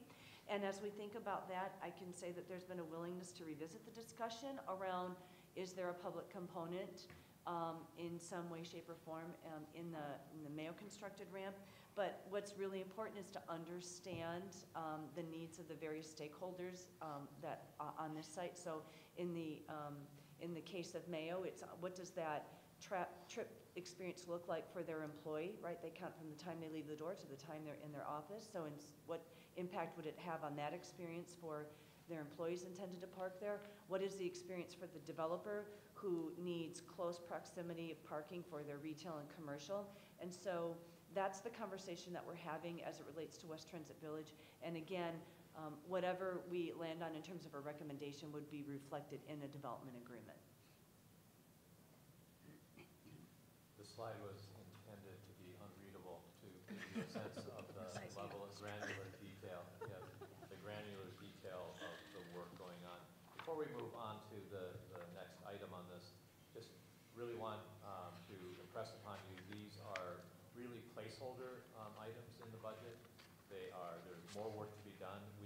We expect that the work will advance such, and the timing will be such that there may be a request for a budget amendment mid-year, maybe as early as December or in early year. So it isn't something that can wait until next budget cycle, quite likely. And I will also say the West Transit Village is a $350 million project. So when we think about scale of what's going on, this is itself a $350 million project, sort of at the end of the line. And the reason that there are very few examples of transit villages is because they are so hard to do. And the level of work going into the collaboration to pull this off is what is going to be necessary to see this vision realized, which rarely happens in other environments. Great, thank you, Patrick. And the last slide is related to Link VRT. So again, this is continual authorization of funding that was previously approved by this board. We did receive FTA received a recommendation from the outside project management oversight consultant requesting additional contingency, requesting $17 million of additional contingency be allocated towards the project. And so what is also recommended is that 13.74 of that, the ask is that 13.74 of that come through a partnership with DMC as it relates to Link. But we are very cognizant, we have a very robust contingency budget, and we are very cognizant of setting up some control mechanisms and guidelines, some guardrails around how those dollars are expended, and again, thinking about likely to be, there are emergent decisions in the field that have to be made as compared to what's project optimization, as compared to what's an enhancement. And so I want to work through and develop that. So there's a comfort level among all the partners that we're being very judicious with the expenditure of contingency dollars. Madam Chair? Member Williams. Just a question occurred to me, mostly because I live in downtown St. Paul, and I'm living through the BRT construction in a modest downtown area. Do we have a line of sight of the intersection between the BRT construction related to this and the Unbound construction? I'm guessing we do. I'm guessing it's not a pretty picture, but it just dawned on me as we were talking about this. Yes, we do. As you can imagine, there's a lot of decisions that go with a $5 billion project, and so we continue to work with Mayo and understand what needs to happen in 25 and 26, but I will say all parties understand that the timeline established for BRT is non-negotiable, and so as there are inevitably conflict points, whether it's around delivery of product, closing of a street, et cetera, that we're working around the BRT schedule and not vice versa, so, yeah.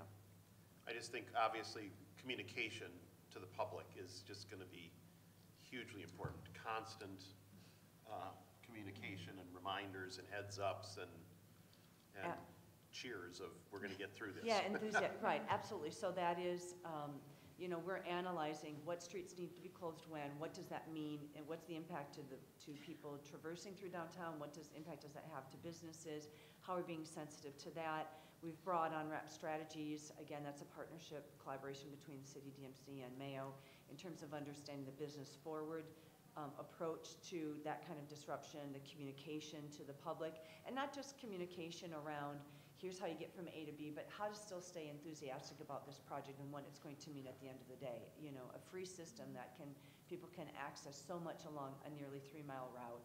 And so it's a great point. It's one that we again, also talk about on a daily basis as partners. And I would say we're in alignment with what we know the outcome needs to be. It's a little bit of what's the road to get there, what's the best road to get there, and have, our partners and stakeholders help inform that as well.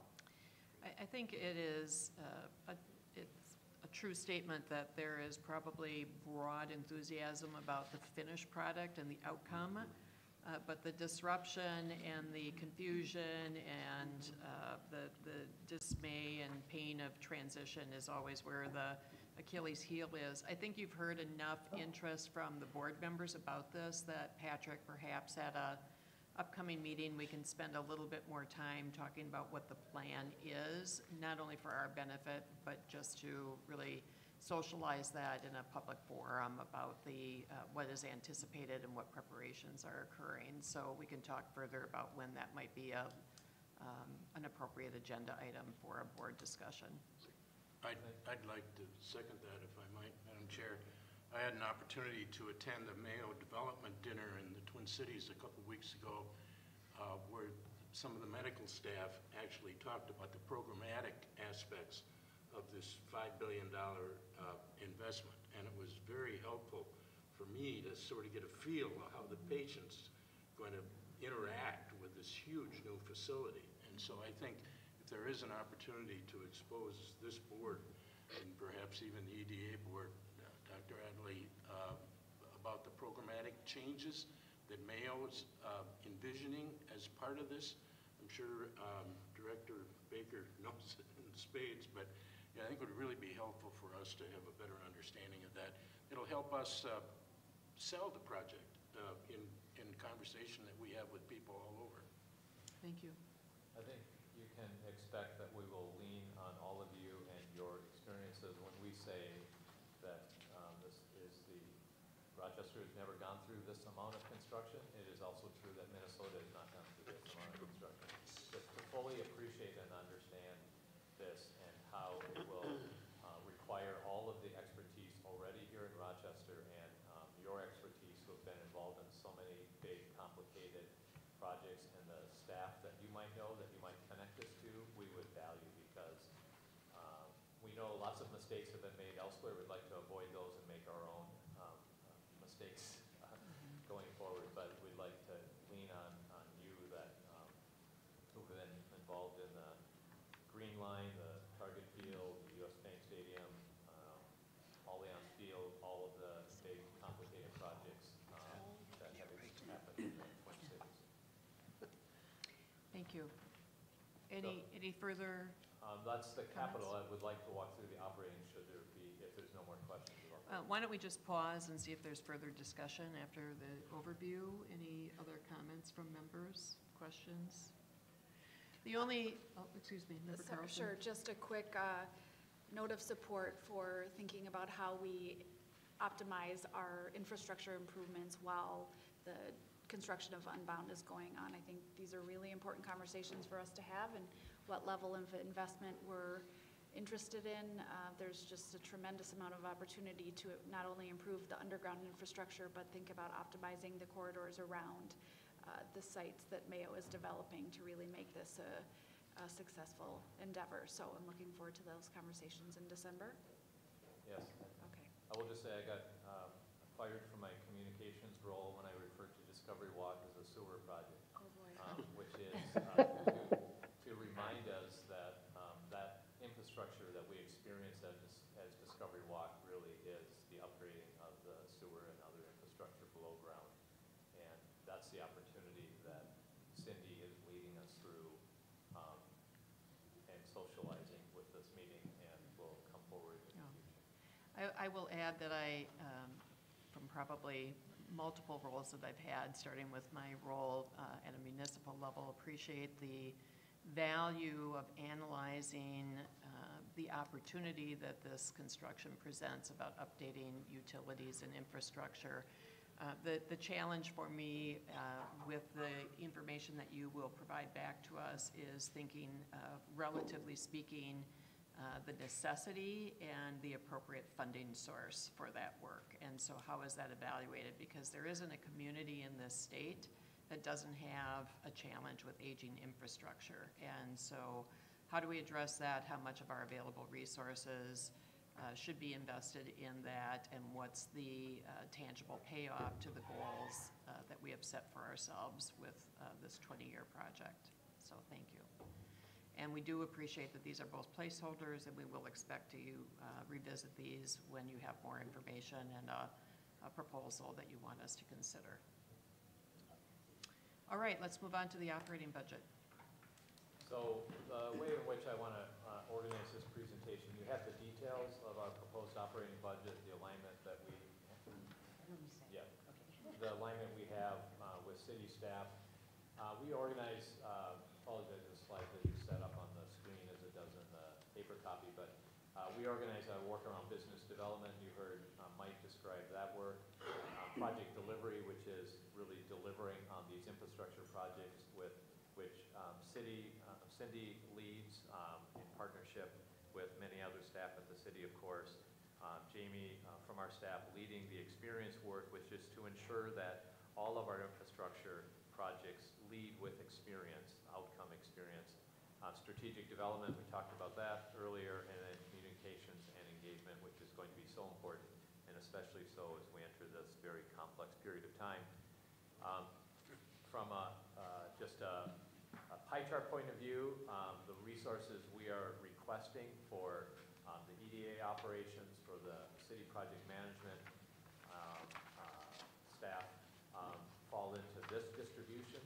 So 8% of the budget going towards operations, quarter of the budget for business development and lead generation, project management, infrastructure, again led by Cindy and Jamie and the team, real estate development, that is the work that Catherine leads, and communications. And I'm happy to walk through some highlights and outcomes that you can expect associated with each of those programs of work. Again, they're in your material. Business development, again, we heard from Mike, build awareness, build ecosystem, build infrastructure. Project delivery, we know we have lots of projects coming forward, like BRT, 6th Street, so on. And the programmatic support to ensure that we are diversifying the workforce associated with those projects, that we are infusing it with targeted businesses, that we are ensuring that we have the sustainability component in those projects. The work we're doing around experience, this is the work that Jamie leads. It is to ensure that every project project is designed for the human experience post-occupancy, and the only way to understand that is to analyze it before the intervention and to ensure that the design lives up to the expectations, construction lives up to the expectations, and then post-occupancy analysis of how well did it work and how can we apply those lessons to the next project.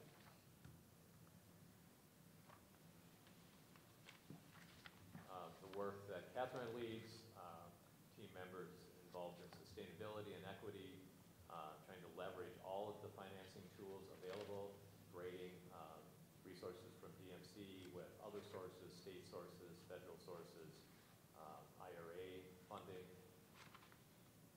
and then communications, continue to strengthen our relationships with partners, to use the opportunity of the 10-year anniversary of DMC to generate renewed awareness and new interest, and the work we do to support and keep our local community informed along the way. There is a budget for the DMCC Corporation. That's your budget, support board meetings and travel of board members and professional services, and city administrative support to cover the cost of things like tax preparation. So those are all of the items in the budget associated with operations. Again, there's detail within your packet. I'm happy to respond to any questions that you have. Questions, discussion from members? Member Williams. Yeah, Madam Chair, I would just say, one, I was one of the volunteer or voluntold board members to participate in the budget process and discussions, and I just kudos to staff, 2 good long sessions, kind of pulling all this together. So it's a lot in this next year. So just really appreciate the staff's work, and it'll be a heavy year. Other comments, questions? Is there a motion for approval of the resolution? Moved. A second? Second. Any further discussion? Seeing none, Tammy, would you call the roll? Baker? Aye. Campbell? Aye. Carlson? Aye. Rybeck? Aye. Tyne? Aye. Wheelock? Aye. Williams? Aye. Motion carries. All right, the final item is the status reports. This is an opportunity, you all have them ahead of the meeting. If you have any questions or any comments that you want to make about any of the items. The only comment that I would make is I do appreciate the update on the Chateau Theater and the item that's in the capital budget about really figuring out what is possible about the highest and best use of that structure. I think it will be very helpful to have a better understanding about that, particularly before the contract with the current operator is up for review. So we look forward to seeing what insights that can be provided on that and having a realistic set of expectation of what is possible and what is needed to achieve that vision. So thank you for that. Other questions, comments? Seeing none, I think we're at the adjournment of this meeting, and I just would add that our next meeting is December 5th at the Mayo Civic Center. Is there a motion to adjourn? Second. Moved and seconded. Tammy, please call the roll. Baker? Aye. Campbell? Aye. Carlson? Aye. Rybeck? Aye. Tyne? Aye. Wheelock? Aye. Williams? Aye. Motion carries. Thank you. See you in December, if not before.